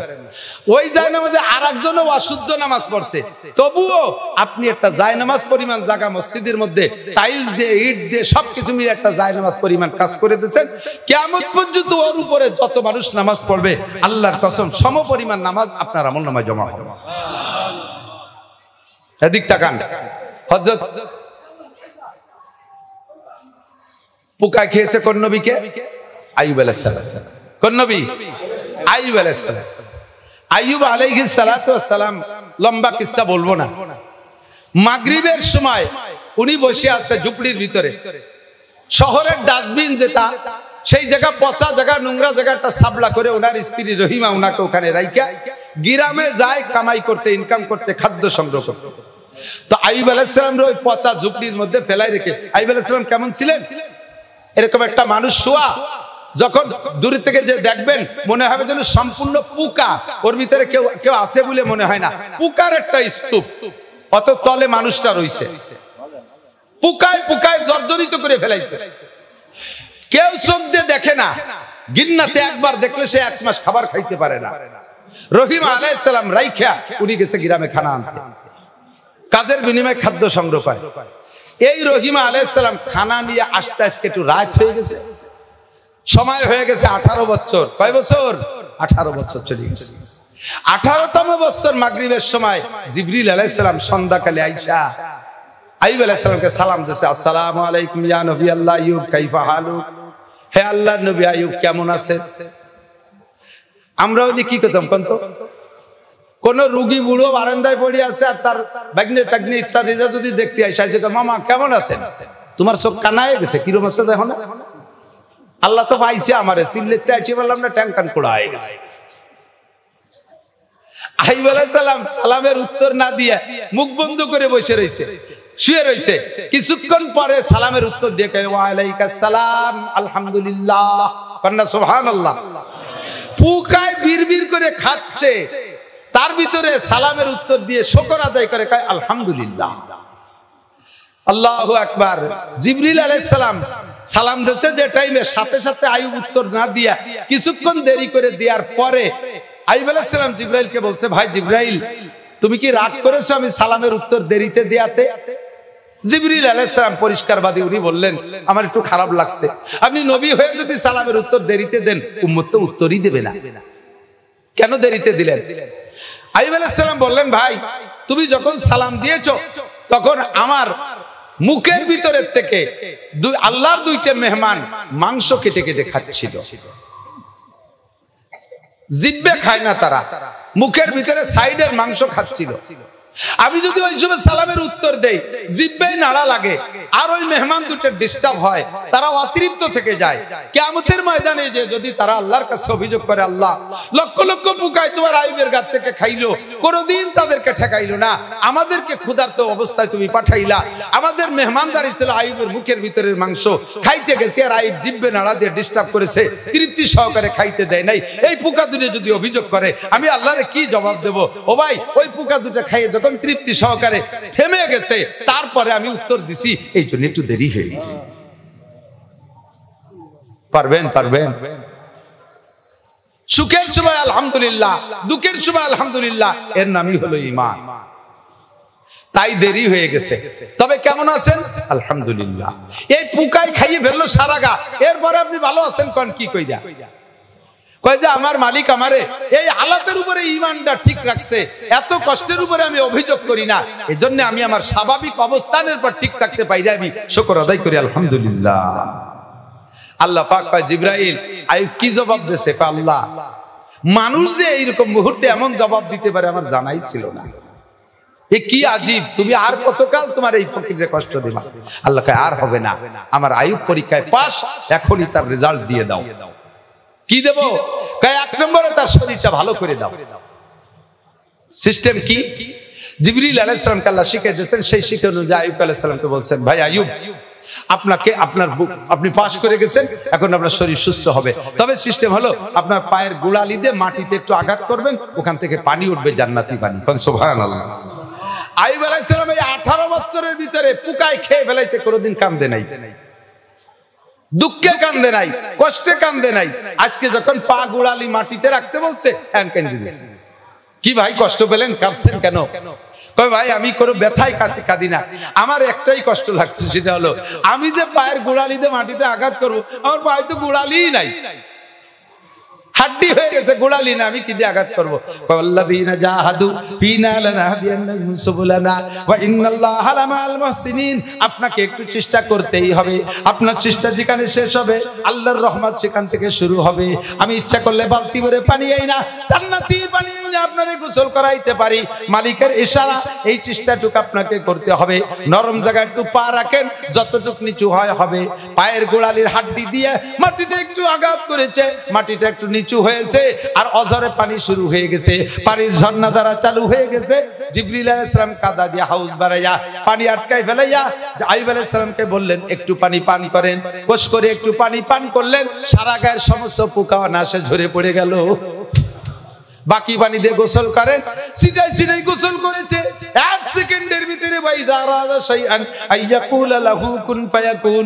মালিক কোনো কিছু করার ইচ্ছা করলে কোনো মেডিসিন লাগে না, অপারেশন লাগে না, ডাক্তার লাগে না, হাসপাতাল লাগে না, আল্লাহু আকবার, বিনা চিকিৎসায় তারে সুস্থ করে দিতে পারে। পানি গায়ে ছিটানোর সঙ্গে সঙ্গে আইয়ুব আলাইহিস সালামের গায়ের রং আগের চাইতে দ্বিগুণ উজ্জ্বল, আর কোত্থেকে মাংস আইসা পুরোটা শরীর সুন্দর হয়ে গেছে। এক সেকেন্ডের মধ্যে সব কমপ্লিট। এরপরে জিবরিল আলাইহিস সালাম একটা ব্রিফকেস খুলে 5টা পুরস্কার, ব্রিফকেস খুলে 1 নম্বরে পুরস্কার পায়জামা। বলেন আলহামদুলিল্লাহ। আমাকে ইলোরা টেইলার সাথে বানাই নিছে না, গোপালগঞ্জের দর্জিকে কাছে জান্নাত থেকে বানাই নিছে। কন্যা সুবহানাল্লাহ। সবর যদি তুমি এরকম দিতে পারো, ধৈর্য যদি এরকম দিতে পারো, তাহলে আল্লাহ পাক তোমারে হাতে হাতে পুরস্কার দিতে পারে। পারে কি পারে না? এ গোপালেরা, ধৈর্য ধারণ করো সঠিকভাবে, তাহলে পুরস্কার পাইবা। অধৈর্য হবা, ফেল করবা, কিচ্ছু পাবা না। 1 নম্বরে পায়জামা, 2 নম্বরে জান্নাতি জামা, বলেন সুবহানাল্লাহ। 3 নম্বরে জান্নাতি টুপি, বলেন সুবহানাল্লাহ। 4 নম্বরে জান্নাতি পাগড়ি। 4টে পোশাক একজন মানুষের জন্য, মুসলমান পুরুষের জন্য 4টে পোশাকই কমপ্লিট পোশাক। দেওয়ার পরে একখান জায়নামাজ, 5 নম্বর পুরস্কার একখান জায়নামাজ দিয়েছে। সময় মাগরিবের সময়। তো জায়নামাজ দেওয়ার দ্বারা ইশারা পাইছে কি, যে শুকর আদায় করতে হবে নামাজের মাধ্যমে। কতক্ষণ? বিজয় দিবস, আনন্দ দিবস, শুকর দিবস কি দিয়ে? ইবাদত দিয়ে। বলেন কি দিয়ে? কলা গাছের গলায় মালা দিয়ে না, মূর্তির গলায় মালা দিয়ে বিজয় দিবসটা, আনন্দ দিবসটা। তাহলে সবগুলো কপালের উপরে ঝাঁটা মারে। ইবাদত করো, বিজয় দিবস, আনন্দ দিবস হতে হবে মুসলমানের জন্য ইবাদতের মাধ্যমে। কথা বলেন ঠিক কি ঠিক না? 21শে ফেব্রুয়ারি পালন করে ইবাদতের মাধ্যমে, 16ই ডিসেম্বর পালন করে ইবাদতের মাধ্যমে, এই 26শে মার্চ পালন করে ইবাদতের মাধ্যমে। তাহলে তোমাদের এগুলো আল্লাহর কাছে কবুল হবে, এগুলো স্থায়ী হবে। যখনই শিরিক আর কুফর আর অন্যায় পথে করবা, কপালের থেকে সব ধুয়ে মুছে চলে যাবে। জায়নামাজ পাই উনি বলছে আল্লাহ আমার কাছে সিজদা চায়, দাঁড়াই গেছে খুশি খুশি 4 রাকাত নামাজের নিয়ত করে। মাগরিবের ফরজ নামাজ কয় রাকাত? 4 রাকাতের নিয়ত করে দাঁড়াই গেছে। 4 রাকাত পড়তে যাইয়া তহবি শরীফের মধ্যে আসছে হুজুর হাদিস, 4 রাকাত পড়তে যাইয়া খুশিতে কাঁদতে 3 রাকাত পড়ে সালাম ফিরিয়ে দিছে। 3 রাকাত পড়ে সালাম ফিরিয়ে দিছে। জিবরিল আলাইহিস সালাম পাশে থেকে লুকমা দিয়েছে, না তালি আরবা সাল্লাম তাআলা সালেসে রাখা। আপনি 4 রাকাতের নিয়ত করলেন, 3 রাকাত পড়ে সালাম ফিরালেন কে? ওনার তো মনে নেই, উনি কান্তি কান্তি খুশিতে সালাম ফিরে দেন। আল্লাহ পাক জিবরিলকে বলেন, তুমি লুকমা দাও কে? তুমি কোনার সাথে নামাজে দাঁড়াইছো? আল্লাহ আমার সামনে ভর্তিছে, তা আমি ছাড়া লুকমা দেবে কে? তোমার লুকমা দেয়া লাগবে না, আমার আইবের ওই 4 রাকাতের নিয়তে 3 রাকাতের নিয়ত সালাম ফিরিয়ে দিয়েছে। আমার আইবের ওই 3 রাকাতই যথেষ্ট। আমার এত ভালো লাগছে, কিয়ামত পর্যন্ত আমি এই 3 রাকাতকে চালু রাখবো। কিয়ামত পর্যন্ত শেষ নবী মুহাম্মদ রাসূলুল্লাহ সাল্লাল্লাহু আলাইহি সাল্লামের শ্রেষ্ঠ উম্মতের উপরে মাগরিবের এই 3 রাকাত ফরজ করে দেব। 4 রাকাত না, 3 রাকাত। এই 3 রাকাত কিয়ামত পর্যন্ত যত মানুষে পড়বে, আমার আইবের আমল নামায় অত নামাজের সওয়াব চলে আসবে। একজন নবী হইয়া নামাজের সদকায় জারিয়া করে গেলেন, একজন ইব্রাহিম খলিলুল্লাহ হইয়া সে সদকায় দানের মেহমানদারির মেহমানখানা খুলে গেলেন। আমার গোপালগঞ্জের ভাইরা যারা যতটুকু সচ্ছল আছেন, আল্লাহ রসুলের মেহমানরা এই মাদ্রাসা আসে, এতিমরা আসে, গরিবরা আসে, আরে কত অসহায় বিধবাদের সন্তান, মা নাই বাপ নাই, দাদা নাই দাদি নাই, এগুলো এই জায়গায় পাঠায় দেয়, এগুলো এই জায়গা পাঠায় দেয়। এদের মেহমানদারির জন্য আপনার ইনকামের থেকে আমার মনে হয় এখানে হাজারের উপরে মানুষ আছেন, ঘুরে দেখবেন। আপনারা যদি এক বস্তা করে চাউলও বরাদ্দ করেন যে বছরে আমি এক বস্তা চাউল দেব, তাহলে এই জায়গার মেহমানদের ইনশাআল্লাহ এই এতিম গরিব ছাত্রদের আর চাউল কিনে খাওয়া লাগবে না। কিয়ামত পর্যন্ত এদের লেখাপড়ার ধারাবাহিকতা চালু থাকবে, এরা আরো আলেম বানাবে, তারা আরো আলেম বানাবে, সম্পূর্ণ নেকি আজকে যাদের ভাত খাই এরা মানুষ হলো, আপনারা কবরে বসে পাইতে থাকবেন কিয়ামত পর্যন্ত। আল্লাহ আমাকে তৌফিক দান করুক, বলেন আমিন। কোন মানুষ আছে যে না আমি একাই এদের বডিকে যা চাউল লাগে দিয়ে দেবো? আমাদের লুৎফর রহমান শাহ হুজুর দামাত বরকাতুল্লাহ আলিয়া হুজুর একাই এদের 25 বস্তা চাউল দেন। আর কি কোনো আল্লাহর বান্দা হবে যে আল্লাহ পাক আমারে যে তৌফিক দিয়েছে আল্লাহর রাসূলের মেহমানদের জন্য আমি এই মাদ্রাসার গরিব বোর্ডিং ছেলেদের জন্য 25 বস্তা চাউল দেব, বছরে 25 বস্তা চাউল দেব। তাদের জন্য দোয়া হবে, ইব্রাহিম খলিলের সাথে জান্নাতি হবে, বিশ্ব নবীর সাথে জান্নাতি হবে, সাহাবায়ে কিরামদের সাথে জান্নাতি হবে, আনসার সাহাবাদের সাথে জান্নাতি হবে, আপনার জন্য সদকা জারিয়া হবে, আব্বা মার জন্য সদকা জারিয়া হবে। আসেন কোন রজুলে রশিদ, আল্লাহর কোন নেক বান্দা, আব্বা মার কোন তৌফিক ওয়ালা নেক সন্তান আছেন যে আব্বা মার রূহের মাগফিরাতের জন্য, ইসালে সওয়াবের জন্য 25 বস্তা চাউল এই মাদ্রাসায় প্রত্যেক বছর দিয়ে যাবেন বোর্ডিং এ। আল্লাহ আপনার তৌফিক দিয়ে দেবে, আল্লাহ আপনাকে ঠেকাবে না, আল্লাহ আপনার অভাবে রাখবে না। আসেন কোন আল্লাহর বান্দা।